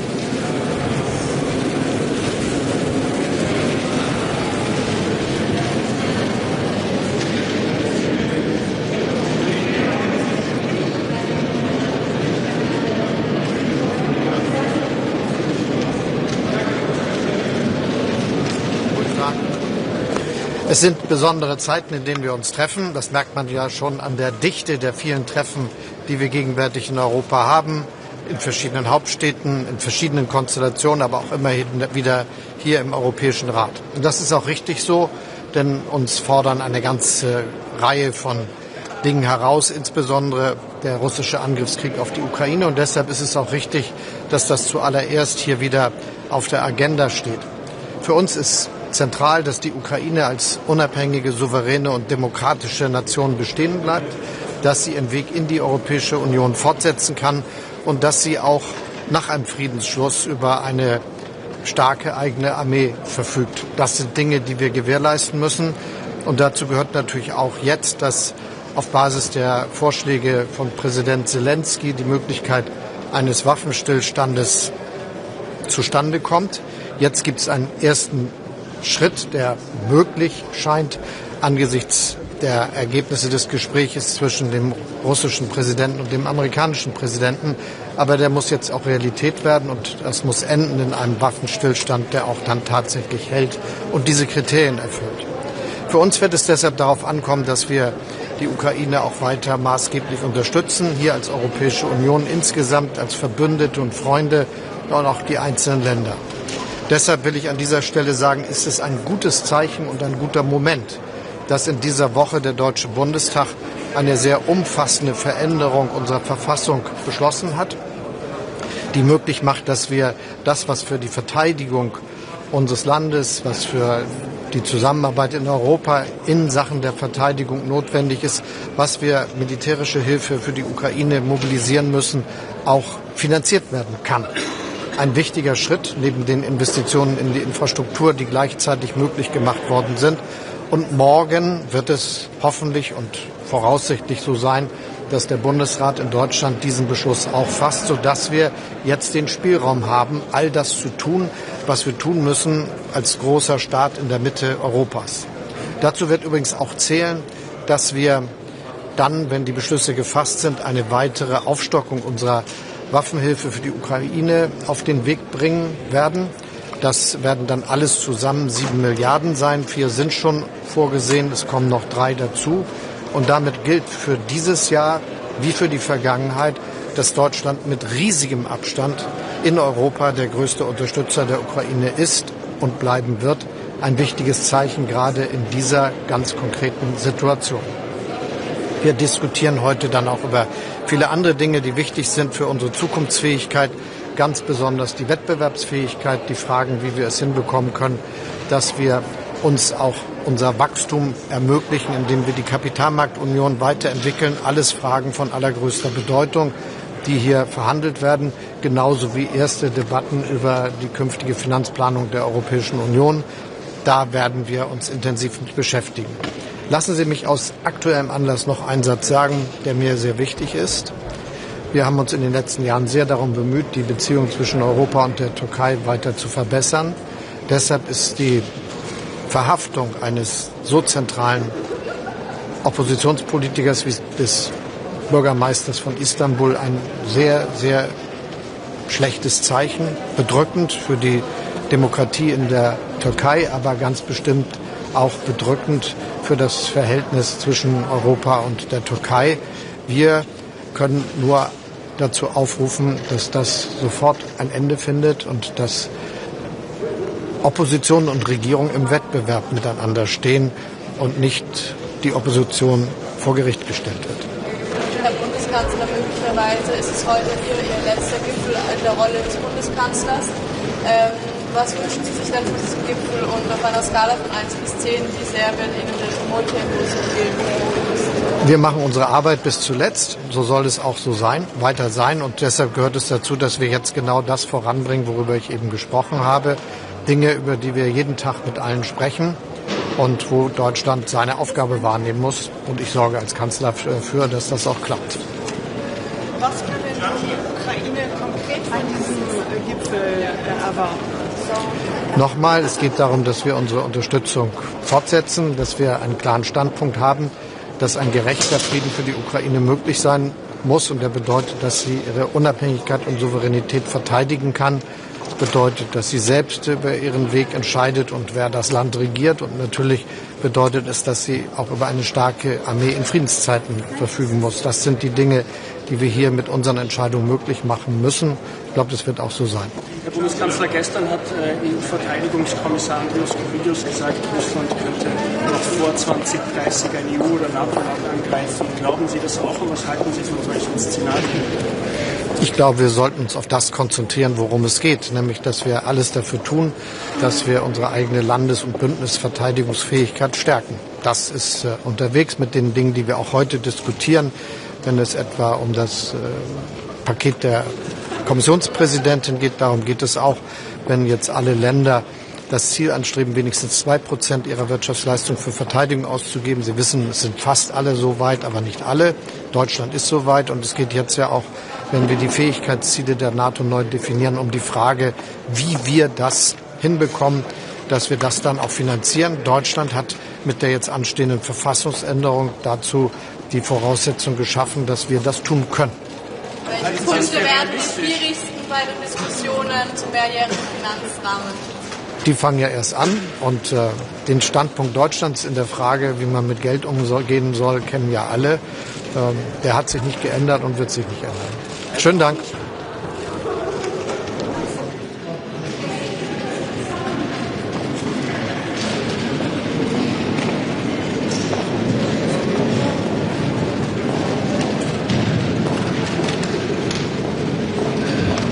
internacional y el otro es el ámbito de la competitividad, ¿no? Vamos a contar con la presencia en la comida del secretario general de Naciones Unidas, que es muy importante, porque creo que en este momento en el que hay grandes potencias que se están retirando del orden multilateral, que están abandonando acuerdos multilaterales como el Acuerdo de París o la propia Organización Mundial de la Salud, en estos meses que estamos celebrando o recordando el 5º aniversario de la pandemia, es importante que Europa demuestre un mayor compromiso, si cabe, con los debates multilaterales, con debates que tienen que ver con el cambio climático, con la ayuda al desarrollo, con el respeto al derecho internacional humanitario, que estamos viendo absolutamente atropellado y pisoteado de nuevo en Gaza, lamentablemente, y que queremos condenarlo desde el Gobierno de España con la mayor de las contundencias. Y creo que en ese sentido es muy importante la presencia hoy del secretario general de Naciones Unidas y que desde Europa, en este Consejo, demos también una señal inequívoca de nuestro compromiso en la defensa y en la reforma del orden multilateral. ¿Por qué digo esto? Porque se van a tratar distintos temas en esa comida con el secretario general, pero uno de especial importancia para España, que es la celebración de la conferencia de financiación al desarrollo que se va a celebrar en Sevilla entre los meses de junio y de julio, donde vamos a contar con importantes líderes del sur global y en los que yo voy a pedir explícitamente a los líderes europeos que participen activamente, porque ahí tenemos que hablar de cómo podemos reformar el sistema de financiación internacional para que los recursos económicos lleguen también a los países que más necesitan hacer frente a la pobreza, al desarrollo económico y, lógicamente, también a las consecuencias derivadas de la emergencia climática que se está viviendo en el planeta y particularmente en estos países. Dos, evidentemente vamos a hablar del orden internacional, del derecho internacional y de su respeto, y ahí España ha mantenido siempre una posición de absoluta coherencia con el respeto al derecho internacional, a la resolución de los conflictos por vías pacíficas y, por tanto, al rechazo contundente ante esta escalada belicista que hace 3 años inició Putin, en este caso en Ucrania, o que por desgracia estamos viendo en Gaza y en Cisjordania por parte del actual gobierno de Israel, liderado por el primer ministro Netanyahu. En el ámbito de Ucrania, saben ustedes que el Gobierno de España, tanto a nivel europeo como también a nivel bilateral con Ucrania, estamos apoyando a Ucrania desde nuestras capacidades, también para que tengan mayores capacidades militares y puedan defenderse de la agresión de Putin. Y, lógicamente, a nivel europeo, pues estamos apoyando todo tipo de sanciones, todo tipo de acciones que de alguna manera sirvan para que se consolide un alto el fuego que derive en una paz justa y duradera. Quiero también trasladarles que en el Consejo Europeo, lo diré de manera mucho más contundente y visible, que nosotros vemos bien la propuesta del gobierno finlandés. El gobierno finlandés viene desde hace ya unos cuantos meses, y también el propio presidente del Consejo Europeo, Antonio Costa, defendiendo la necesidad de que Europa dé un paso al frente a la hora de liderar o de participar en las negociaciones de paz que se están produciendo ahora mismo entre Estados Unidos, Rusia y Ucrania. Europa tiene que estar en la mesa. El presidente de Finlandia ha planteado una estrategia de negociación en la que inevitablemente necesitamos un equipo de negociación y también un representante o una representante que hable en nombre de todos los europeos, y yo, por supuesto, voy a apoyar esta propuesta del gobierno finlandés y también, lógicamente, la propuesta que ha hecho de manera informal el presidente del Consejo a todos los líderes del Consejo Europeo. Finalmente, un apunte sobre competitividad. Yo creo que España puede, en fin, demostrar muchas cosas sobre la política económica que hemos hecho durante estos años. Hemos visto esta semana cómo, de nuevo, vamos a ser la principal economía avanzada que más crezca en previsiones en el año 2025, con todo este complejo escenario de incertidumbre. Se están rebajando las previsiones de crecimiento económico en otros países europeos, pero no en el caso de España, que se están aumentando al 2,6, al 2,7, en función de cuál sea el organismo internacional nacional o el organismo nacional al que nos refiramos. Y por tanto, desde esa perspectiva, creo que es importante que traslademos, que la transición ecológica y por tanto la adaptación y la lucha contra el cambio climático no es un freno a la competitividad, sino que van de la mano. Seguir apostando por una transición energética verde, cumplir con nuestros objetivos del Pacto Verde son fundamentales para seguir ganando competitividad. En segundo lugar, que tenemos que dar ese salto tecnológico de transformación digital, y en ese sentido pues damos la bienvenida con algunos matices que ya luego en la rueda de prensa pues explicaré sobre al menos el marco, ¿no?, en el que se desarrolla el discurso del libro blanco. Tengo que decirles que a mí el término rearme no me gusta en absoluto, no comparto ese término. Creo que tenemos que hablar de otra manera, de dirigirnos a nuestros ciudadanos de otra manera cuando hablamos de la necesidad de mejorar la seguridad y las capacidades de defensa europeas, pero en todo caso creo que ese salto tecnológico que tenemos que dar también es bastante coherente con lo que hemos hecho durante estos 7 años de gobierno y que vamos a aprovechar precisamente ahora que vamos a dar un paso al frente en una mayor inversión en seguridad y en defensa. Y finalmente, bueno, hablaremos del marco financiero plurianual. Para que nos entiendan los ciudadanos y ciudadanas, estamos hablando de los presupuestos de la Unión Europea, que empezamos el debate y que tendrá que sustanciarse pues en los próximos meses y en los próximos años, ¿no? Yo creo que ahí hay elementos importantes que tienen que ver con políticas que han sido muy buenas para Europa y para España, la política agrícola común, la política de cohesión y los fondos estructurales, en definitiva, políticas que son señas de identidad del proyecto europeo y que lógicamente nosotros queremos seguir preservando y defendiendo. Pero en todo caso, como digo, hay muchos temas. Al final son dos. Uno, la dimensión internacional, y otro, la dimensión, digamos, de competitividad económica. Y yo lo resumiría, la posición del Gobierno de España, con una frase muy sencilla. Yo creo que el desafío que tiene ahora mismo Europa es el de crecer hacia adentro y abrirse aún más hacia afuera.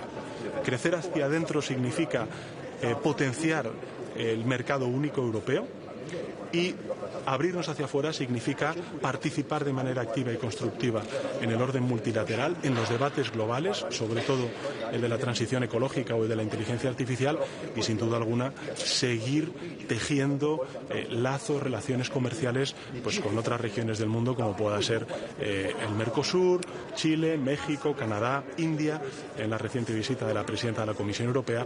En definitiva, creo que estamos en un momento en el que necesitamos más Europa, y más Europa significa más política social, significa más relaciones con otros bloques regionales, significa más implicación en los debates multilaterales y, lógicamente, significa también más seguridad y defensa, que es de los temas que hablaremos hoy en el Consejo. Yo sé que tienen ustedes preguntas, pero luego tendremos una rueda de prensa en la que prometo responder a todas las preguntas, pero ahora me voy para adentro. Gracias. Just one. I just would like to understand what you make of the recent proposal from the Commission for rearm. Well, I don't like the term. I don't like the term rearm. I think that the European Union is a political project of soft power, and also we have a duty nowadays with a hard power. But I think it's very, very important to stress our assets when it comes to talk about the soft power. I think this is the issue. This is my objection, my principal objection that I have to this term of rearm. And of course, we're very committed not only to increase our defense expenditure, but also to have this angle of security, because as I always share with my colleagues around the table in the European Council, it is important to take into account that the challenges that we face in the southern neighborhood are a bit different to the ones that the eastern flank face.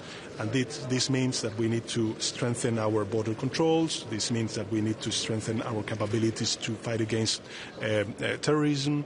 This means that we need to strengthen also our capability when it comes to cyber attacks and these hybrid attacks. And these are the things that, of course, we have to take into account when we speak about this new financial instrument, and also when we speak about these fiscal rules capabilities that we will have for the coming years. About Gaza, sir, do you have any new initiative concerning Gaza, speaking about your neighbor? Just, we've been very, very coherent since the beginning of this war.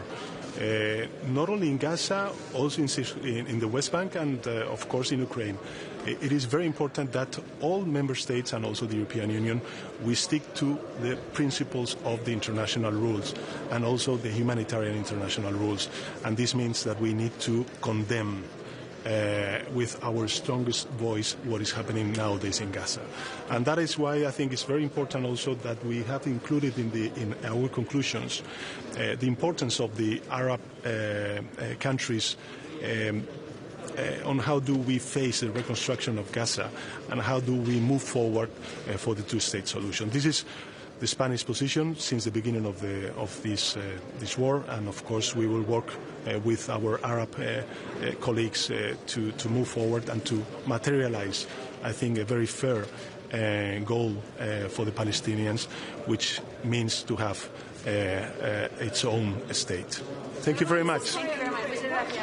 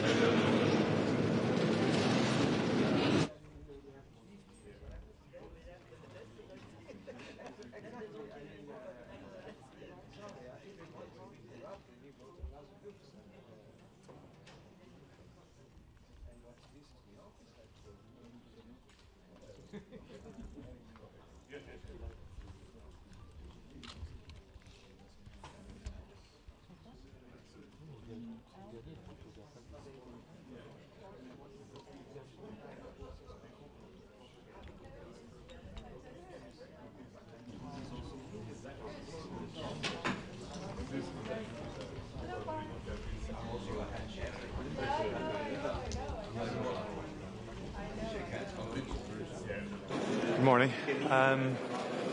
First of all, fairly extensive agenda today on a whole range of issues. First of all, I'm looking forward to hearing from President Zelensky in terms of an update on the current situation vis-à-vis talks to enable a substantive ceasefire leading to a fair and lasting and sustainable peace. We've also worked on the wording in relation to the war in Gaza, deploring the shocking bombing that has occurred over the last 48 hours, leading to the deaths of so many innocent people, and these statements yesterday from Israeli leaders, particularly in terms of Minister Katz, seem to me to amount to collective punishment of the Palestinians within Gaza. It is quite shocking. It needs to stop, and Europe needs to say stop to the killing and to the slaughter that's going on in Gaza at the moment. We do also need a release of all hostages, and we need to move very quickly to phase 2 of the ceasefire, which was originally agreed and which should be complied with. There will also be discussions on competitiveness, and Ireland strongly favours expanding and strengthening the single market.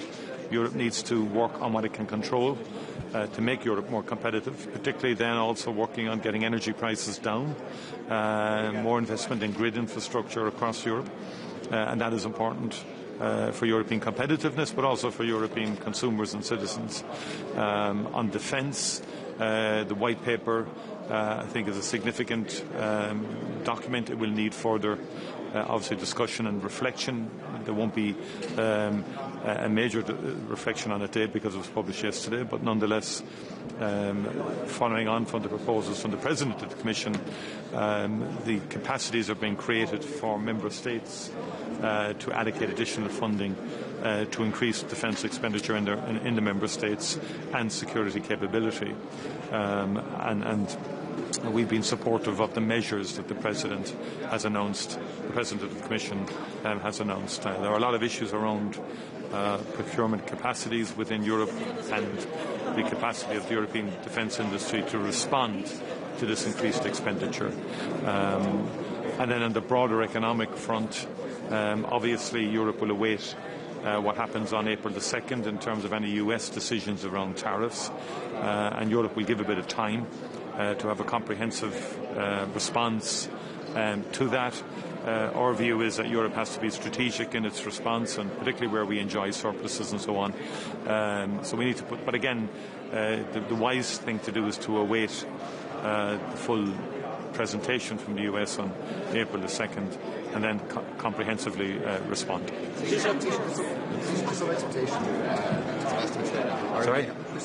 that Ireland may have to provide up to at least €1 billion in support for Ukraine in non-military, lethal military aid. Is that your expectation? Not today, no. I mean, that's not on the agenda today. I think you're probably referring to the proposal from the High Representative Kaya. But I don't think that's for decision today, and there hasn't been agreement on that. I think what's on the table right now is essentially what was agreed by the members in respect of the Commission President's proposals and recommendations. Now, other proposals may come downstream. We've already taken a decision bilaterally to allocate aid to Ukraine for non-lethal assistance because of the freezing of the EPF by Hungary. And so therefore we're moving in bilateral channels now to allocate that aid to Ukraine. On the Callus proposal. Sorry? On the Callus proposal, the 40 billion kind of upper end of the scale. Like, do you believe that is realistic, or will it more likely be somewhere around 30 billion or something like that? Again, it's early days on that. There hasn't been agreement on it, so it could be a lower figure, but I don't really want to speculate on something that's not firm. Clearly, I don't see agreement on it today, unless it's a much lower figure. Other member states have particular issues with it. Just regarding the resumption of hostilities in Gaza, does that add a new impetus for the government to bring forward its alternative to the Occupied Territories Bill? And do you have an updated timeline on that? Yeah, again, look, the government has agreed to progress it. One way or the other, I don't think it's going to impact on the immediate decisions of the Israeli government in respect of Gaza. I think that needs to be said. But what has to happen now, I think, is that as much pressure as possible from the European Union, US and others, is to say to Israel to stop this bombing. I mean, there was no warning. Many people had come back after the ceasefire to their homes in the expectation that they were going to experience some degree of peace and harmony. And that has been shattered by what appears to be very indiscriminate bombing of just, please, sorry, I'm going to make the point, indiscriminate bombing of Palestinian homes and families. And that's, like, one way or the other, the occupied territory isn't going to change that. But I think the Minister of Foreign Affairs is progressing it. A lot of the amendments have been worked on by the officials in the Department of Foreign Affairs. They will need. Obviously it won't be before this session will end, but hopefully in the next session. On taxation, because you mentioned it there, the French Prime Minister said the EU was wrong to target bourbon. Sorry? The French Prime Minister said the EU was wrong to target bourbon in its retaliatory tariffs. Will you be talking to President Macron today about that, making the case for Irish whiskey? And just, are you aware of any pharma firms that are scenario planning to move their IP out of Ireland as a result of these tariffs? No, I mean, first of all, medicine is a very key issue for European patients, for American patients. Cost of medicines are very high in the United States. Tariffs would even lead to higher prices for medicine in the United States. So I don't see the logic in that. There already has been substantial changes around pharma and so on, and if you look at the Guilty Act of 2017, which the United States brought in, the BEPS process which we signed up to, I mean, the transfers back to America are far, far greater than, say, 4 or 5 years ago in respect to royalties and IP and so on. Again, I think the sensible thing is to await what package is announced by the US on the 2nd. And what I said earlier about being strategic, obviously in certain areas we enjoy a significant surplus, such as in food like butter or alcohol and so on. But there's a broad range of sectors, and I think we need to be careful not to be dragged down every individual sector, and Europe needs to be unified in response. So therefore I think what's important is we see in the first instance, because no one actually has seen the package that the US may produce on the 2nd. And I think it's wise that Europe is giving itself some time after the 2nd of April to assess the EU package and then to wisely and strategically respond, and obviously endeavouring to protect all European industries insofar as we possibly can. Remember, the European Union doesn't want tariffs. The European Union hasn't initiated any tariffs. And the European Union believes, and Ireland does as well, that tariffs are bad for business. They're bad for the consumer, they raise prices.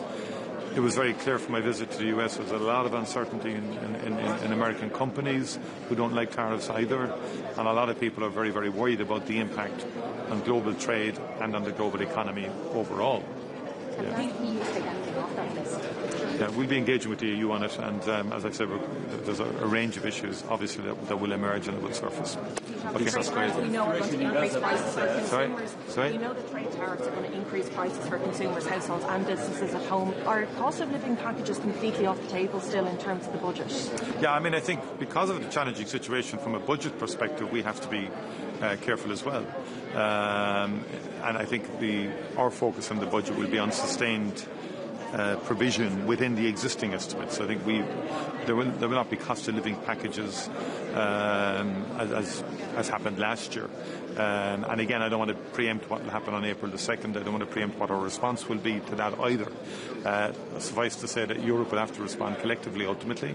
The Commission has exclusive competency on trade, but it has opened up for a public consultation. We've said to companies to make your submissions to that public consultation process. There will also be consultation between ourselves as governments and the Commission, and talking to other governments as well in respect of any tariff scenarios that may play out. Mas féidirlum na méidir bhain mas féidirlum a rá gur tá clár cuimseach a going inmh ó scór an cóirla tá ag feitheamh agus ag se samúil an méid a bheith le rá ag Uachtarán Zelensky as ach an cainteanna a bhí ag a héin agus Uachtarán Trump sa Stáit Aontaithe agus mar aon lei sin beidh mise ag caint faoin cause Palestinian sa Gaza agus an méid damáiste agus is dochret inis an méid atá ag tarlúán an méid lení tá ag fáil bháis daoine bhcánta tá ag fáil bháis stochrete agus tá sé go thuúfásach ar fad agus caithimid stop a chuir leis caithigh Israel stop a chuir leis an bhamáin agus gachrad agus an foréigean agus clí leis an foréigean stoppe. Mar aon lei sin míad ag caint faoi cuasaí geiligar go háirithe ag géirig praissanna go háir íslú agus níos mó dhéanamh ó thaobh an Capital Union mar a deirtear agus a lán nithe eile a bheith faoi cabal le going agus tariffs agus gacéine faoi sin. Is féidir leite sin a Hortatónia. Slán go fáile.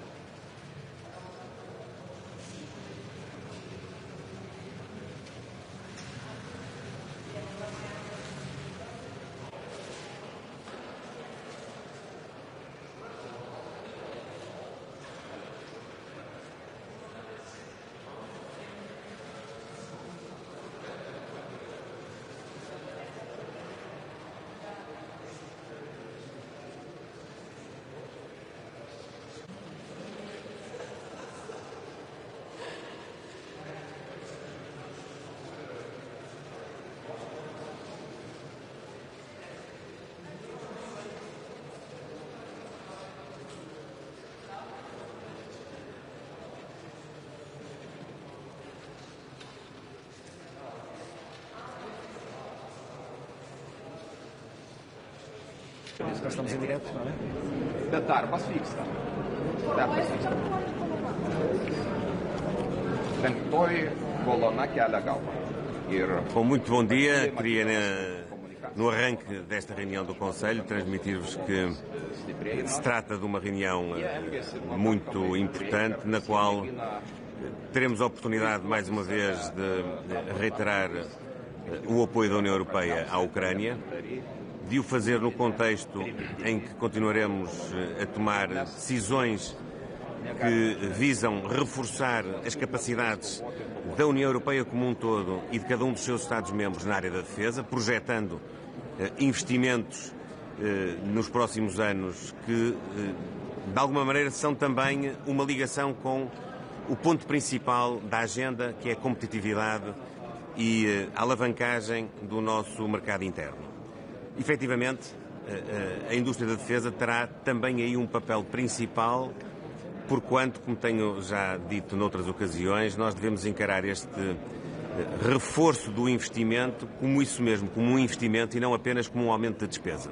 Isto significa ter mais atividade económica, ter mais capacidade de inovação, de investigação, de criação científica, de desenvolvimento tecnológico, de criação de indústria, de emprego qualificado e, obviamente, depois também de trocas comerciais. Que a Europa e os seus Estados possam, entre si, ter maior capacidade produtiva e comprarem produtos da área militar, da área da defesa, uns aos outros, com isso logrando alcançar mais autonomia, mais capacidade interna no nosso mercado.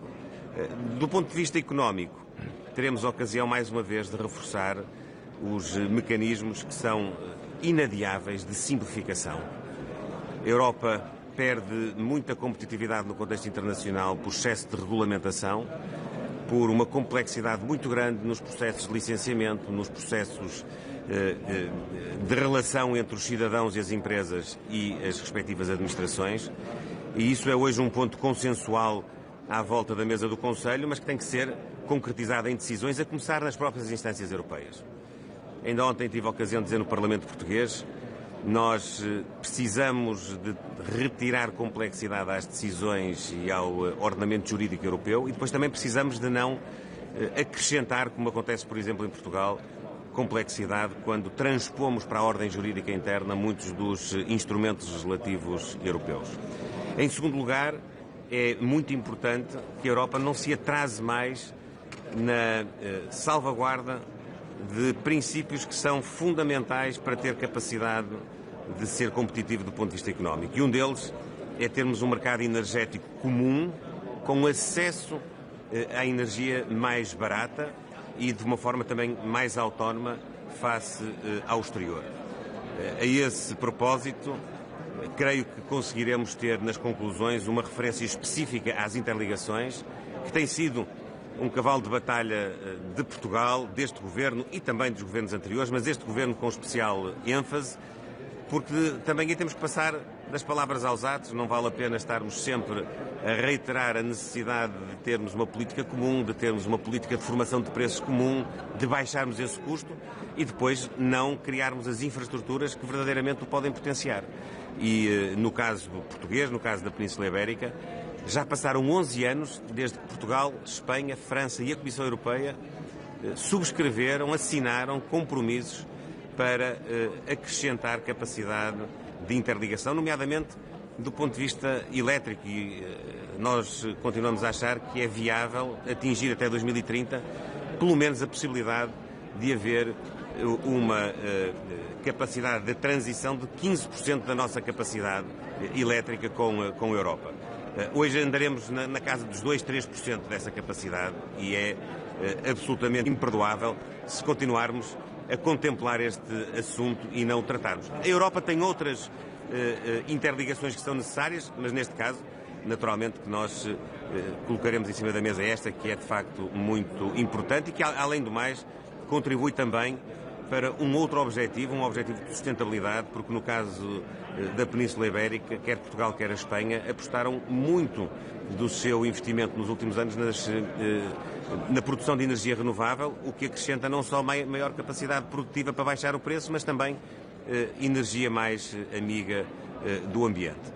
Depois teremos ainda a oportunidade de estar com o secretário-geral das Nações Unidas e, portanto, podermos também fazer uma análise geopolítica mais alargada, nomeadamente avaliando o estado em que o sistema multilateral se encontra, e ele, de facto, encontra-se muito ameaçado por várias razões. É preciso reinventá-lo, é preciso também que no quadro das Nações Unidas possa haver mais agilidade e maior consequência nas decisões, quer da Assembleia Geral, quer do Conselho de Segurança. Há muito que temos sustentado, e eu próprio disse na última reunião da Assembleia Geral das Nações Unidas que o Conselho de Segurança é hoje um órgão infelizmente inconsequente, porque não é capaz de desbloquear situações em que os seus membros têm opiniões divergentes. A regra da unanimidade, ou pelo menos o direito de veto, muitas vezes bloqueiam que esse órgão possa ter uma intervenção mais concreta e mais eficaz no terreno, e teremos ocasião finalmente ainda de abordar, ainda que de uma forma muito embrionária, os princípios de discussão que mais lá para a frente, para meados do ano, começarão efetivamente relativamente ao quadro financeiro plurianual e às perspectivas de financiamento de todo este projeto de relançamento económico, de garantia de um espaço de coesão social e económica na União Europeia.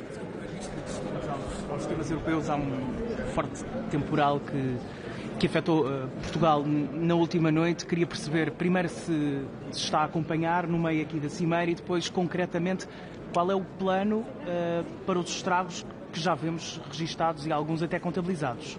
Sim, nós tentámos nos dias anteriores precisamente tomar todas as medidas preventivas, porque sabíamos que esta madrugada iria ser de facto muito problemática, como foi.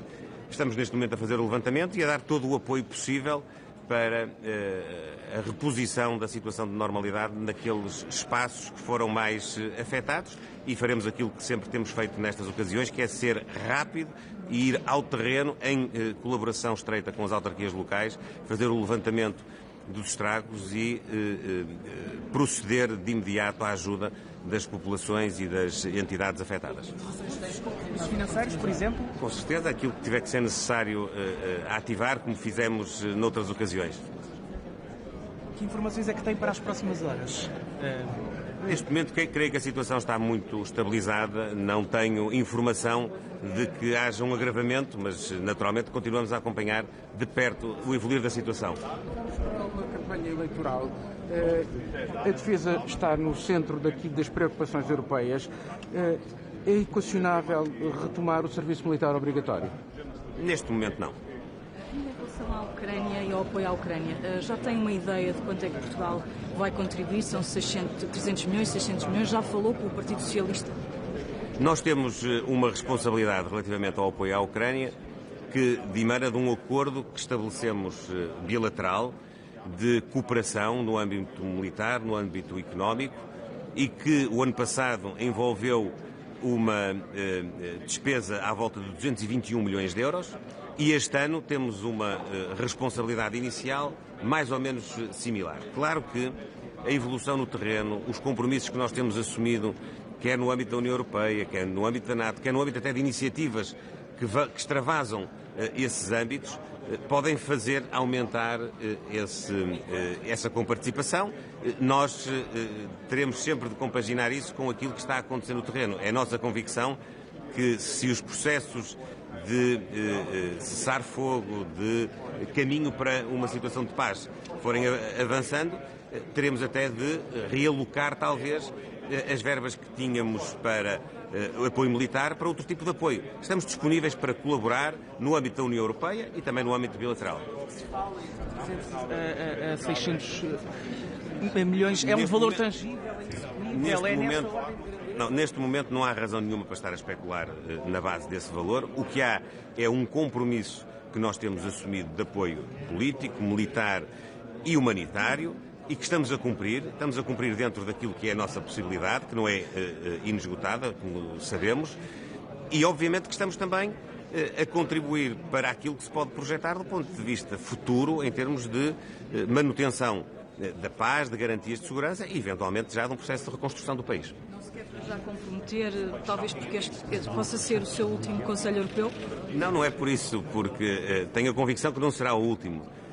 Será, naturalmente, mais um no meio de muitos que ainda terei ocasião de partilhar com os meus colegas chefes de Estado e de Governo da União Europeia. Mas, sobretudo, porque nós teremos de ter não só sentido de responsabilidade, como uma quantificação do nosso apoio que seja realista e que seja compaginável com decisões concretas. Potencial de despedida? Não há, seguramente que não. Muito obrigado, bom trabalho.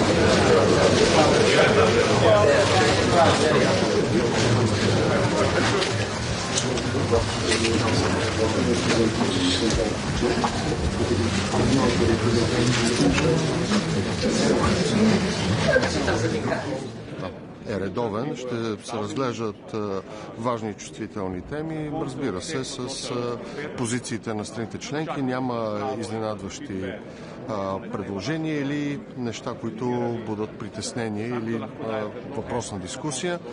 Ще се разглежда обща отбранителна политика, ще се разглежда продължаването на войната в Украина и търсенето на решение за траен устойчив мир и помощта за Украина, но разбира се в контекста за обща отбранителна политика на Съюза ще бъде представена Бялата книга за бъдещето на европейската отбранителна способност, която ще надгражда стратегическият компас, но ще се съвържи с програмата на комисията REARM. Разбира се, ще говорим и за механизма SAFE от 150 милиарда евро.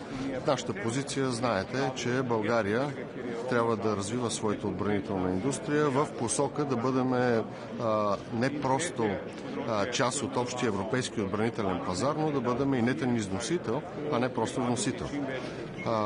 Вечерта за България чувствителна тема, първо съболезнования. Неприятен инцидент. Ние сме отправили запитване за изясняване на случая към държавата Израел. Външният министър Георгиев е имал разговор със своя колега. Имаме уверенията, че на това място по това време не е имало удари от страна на Израел от нито един от домейните. Продължаваме изясняването, защото за нас е важно да е ясна картината и да има поемане и на отговорност. Настояваме да се изясни случая. Най-големите поддръжници на Израел в Европейския съюз. Ще променим ли позицията си? Вие знаете, че България беше жертва на терористичните удари от Хамас, така че нашата позиция е принципа от много години.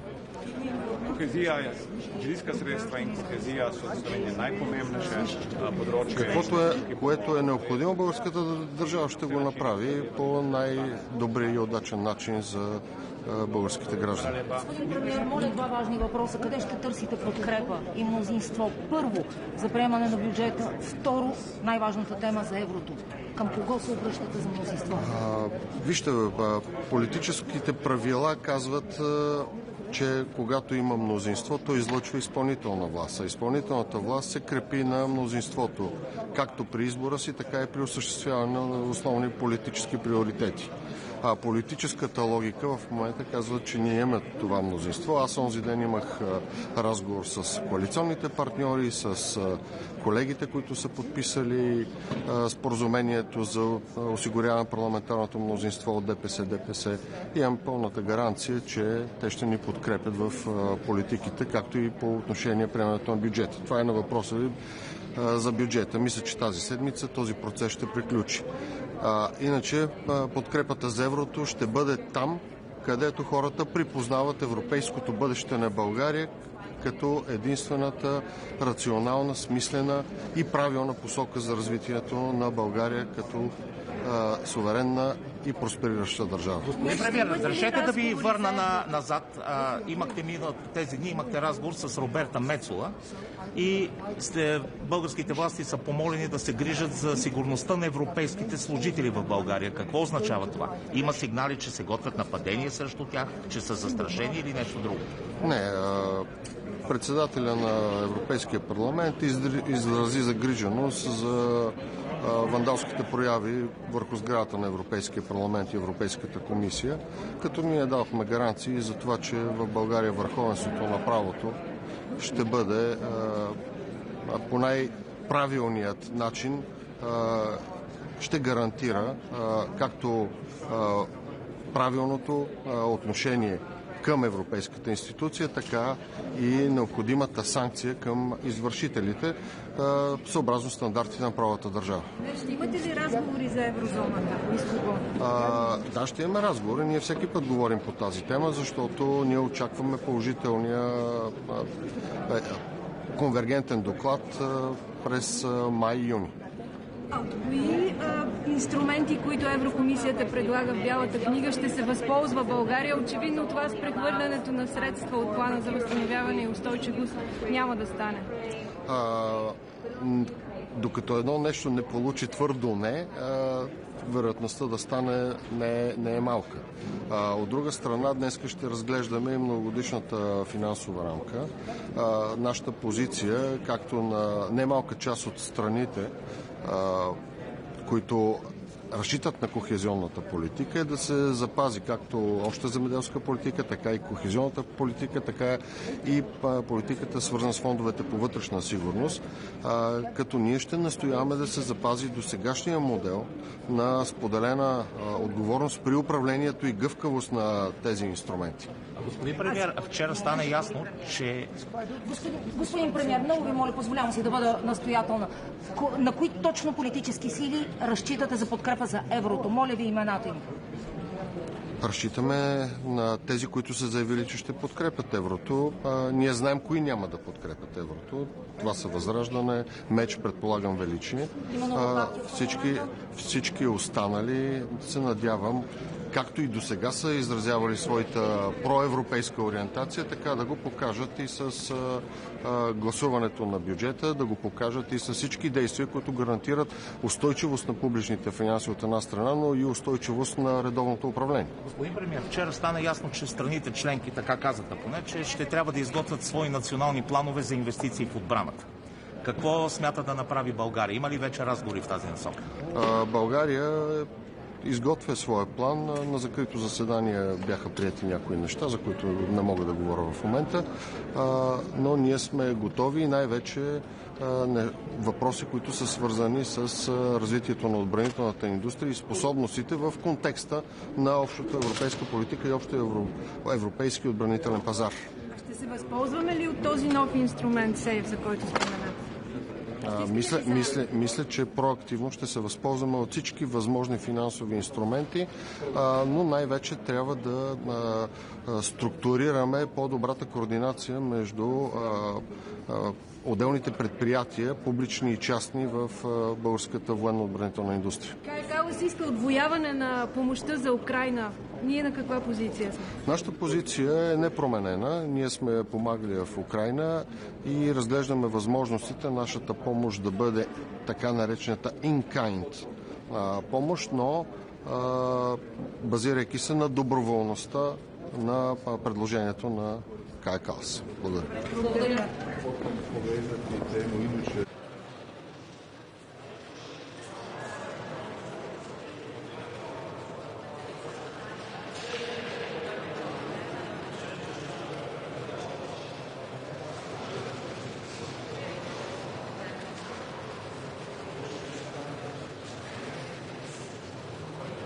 Dobar dan.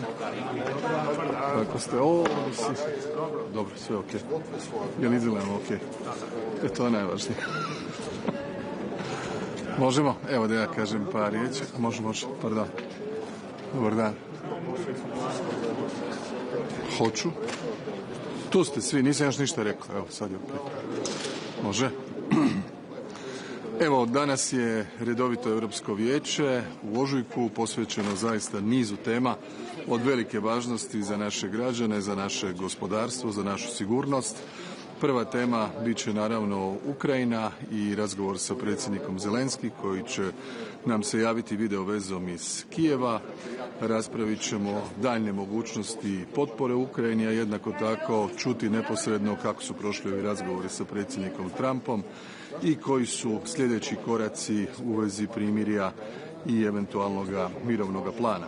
Raspravljat ćemo o situaciji na Bliskom istoku, potom ćemo razgovarati o kapitalnoj temi, a to je konkurentnost, europsko gospodarstvo, naravno za koristi hrvatskog gospodarstva, potom povezati temu iduće višegodišnje financijske perspektive 28-34, gdje će biti ključ povezati upravo mjere koje jačaju konkurentnost gospodarstva sa kohezijskom politikom koja omogućava državama članicama koje su kasnije ušle u Europsku uniju da ulove korak sa onima razvijenima, upravo ono što Hrvatska radi. Imat ćemo i Eurosummit, tako da uz razgovore sa glavnim tajnikom Ujedinjenih naroda ovo današnje vijeće i uz politiku migracija, oceana i drugih pitanja predstavlja šansu da raspravimo sve ono što je najvažnije. Sigurno ćemo spomenuti situaciju na jugoistoku Europe, u Bosni i Hercegovini, posebno Hrvatska je tu zainteresirana za stabilnost, pa ćemo skrenuti pozornost našim kolegama na zbivanja. Evo, to je ukratko sve i imali smo EPP Summit, sve je prošlo dobro. Hoće li Hrvatska koristiti escape clause za obranu, a da pritom ne ulazi u minus? Ili može bez ulaska? Mi ćemo sada, nakon što je to objavljeno u ovoj bijeloj knjizi koju je jučer usvojila komisija, ja sam se sastao sa gospodinom Kubiliusom, smisao tih mjera, kao što ih je najavila ona u svom pismu na prošlom posebnom vijeću predsjednica komisije, da omogućimo veća ulaganja u obrambenu politiku, u vojsku, za naše izdvajanja koja su kod nas itekako narasla u proteklih nekoliko godina, a da to ne utječe na one temeljne kriterije iz pakta o rastu i stabilnosti i na taj način ostanemo fiskalno itekako solidni, što se naravno reflektira onda i ocjenama Agencija za kreditni rejting. Mi ćemo na razini vlade provesti raspravu, vidjeti što nam točno treba, koliko nam treba, na koji način to iskoristiti dalje. Imamo 1-2 mjeseca za te odluke, tako da ako budemo išli u to, a odlučili smo se više investirati u obranu, kada izračunamo da nam je potrebno, možemo koristiti tu klauzulu. Well, we are following carefully what is going on. We have understood that there was a clear violation immediately also on the energy infrastructure, and we hope for the best, we hope for the peace and for the ceasefire, but skeptical given all the news that we have and the aggression of Russia on Ukraine that we have seen and condemned over the last 3 years. Can you believe Putin? I'm sorry? Can you believe Putin? His version is... Well, from the experience of Ukraine over the past 11 years, it's very difficult to regain trust. What is important is that we use this momentum, which has been created by the new American president, and I really look forward to understand completely the position of President Zelensky after these talks, because he's the one that has more information than us. Thank you. Izvinite, predsjednik Srbije, kako se vama čini europska strategija o tome da se Ukrajina i dalje naoružava? Nije li to u suprotnosti s onim što Putin želi kao jedan od uvjeta za primirje? Naravno, pa pozicija Rusije je da se Ukrajina ostavi na malom oružju i lakom naoružanju. Dakle, to nije sporno, to on govori već godinama. Dakle, nema NATO-a, nema oružja, demilitarizacija, gotovo praktički slabljenje do mjere da bi Ukrajina postala lak plijen. Mi smatramo da Ukrajina može opstati samo ako je snažna, ako jača svoje obrambene sposobnosti, a to se već radi protekle 3 godine do mjere koja je bez presedana, barem što se ja sjećam, ne sjećam se da jedna zemlja dobila ovoliko potpore i političke, i ekonomske, i financijske, i vojne, kako bi mogla opstati. Dakle, ta pozicija sigurno se razlikuje od onoga što čujemo iz Moskve. Jer postoji opasnost da EU od zanemarivanja Zapadnog Balkana od strane EU zbog drugih događaja po svijetu ne vidimo baš neko angažiranja, situacija nije baš najstabilnija u Bosni i u Srbiji. Točno, ja sam odlučio danas u jednom trenutku iskoristiti ovo vijeće da skrenem pozornost. Moramo pratiti situaciju na jugoistoku Europe, na stabilnost prije svega Bosne i Hercegovine, situaciju u Srbiji, nastojati privući pozornost lidera, jer realno toliko se stvari zbiva trenutno globalno, od nastojanja za postizanjem primirja u Ukrajini, pa do rješavanja problema na Bliskom istoku, pa do migracija, pa do strateških velikih odluka, tektonskih u biti odluka kada je riječ o izdvajanjima za obranu, fokusiranosti na gospodarstvo. Vrijeme je da se jedan dio te pozornosti fokusira i na područje koje se pokazalo vrlo zapaljivim proteklih 35 godina. Kako komentarišete memorandum? Molim? Da. Mislim da je dobra. Oni su, dakle, nevezano od ove zadnje situacije, dakle, promjene administracije u Americi, dakle, u onom pismu misije koje predsjednica komisije daje svojim povjerenicima, ona je Kubiliusa i zadužila da u prvih 100 dana producira ovakvu bijelu knjigu o europskoj obrani. Ona se dugo očekivala. Smatramo da je ona dobra. Vidjeli smo i taj neki srednjoročni karakter, vidjeli smo element potpore Ukrajini, vidjeli smo element potpore ulaganja, vidjeli smo ovaj element te nacionalne klauzule, iznimke kada se računa deficit i naravno partnerstva sa onima koji žele zajednički ući u proces nabave. Dakle, najvažniji zajednički element je zajednička nabava gdje se nabavlja više i povoljnije. Upravo ta fragmentiranost europskih vojski i obrambenih sustava je jedan od ključnih problema. Trebamo više kohezije, trebamo strateške sposobnosti i moramo dovesti Europu da može brinuti sama od svoje sigurnosti. To je u biti bit toga papira i to je bit cijele rasprave o obrani. Evo ga. Hvala vam puno, vidimo se. Pardon. Dakle, Aleksandar Vučić je jučer rekao da je memorandum između Albanije, Kosova i Hrvatske kršenje subregionalnog sporazuma i da je uveren da NATO tome nije bio obavešten, kaže da razgovarao sa Rutijom. Kako je vaš komentar? Pa dobro, ja se nadam da će barem neko uzeti 5 minuta pa da pročita taj tekst. To su uobičajeni sporazumi na razini ministara kada se radi suradnja. Mislim da smo mi tu, s obzirom na bilateralnu suradnju koju imamo i sa Albanijom i sa Kosovom, bili u poziciji da napravimo jedan takav dokument koji u biti pomaže napore njihove i u reformama i za razmjena iskustava i zajednička suradnja. On nije nikakvog neprijateljskog karaktera, tako da ja razumijem da se treba sad tražiti probleme negdje dalje, ali u ovom tekstu ih nema i Hrvatska i ove dvije zemlje su to donijele na temelju svojih odluka i svojih procjena i zato ne trebaju nikoga pitati, ni Srbiju, a ni NATO. Hvala, vidimo se.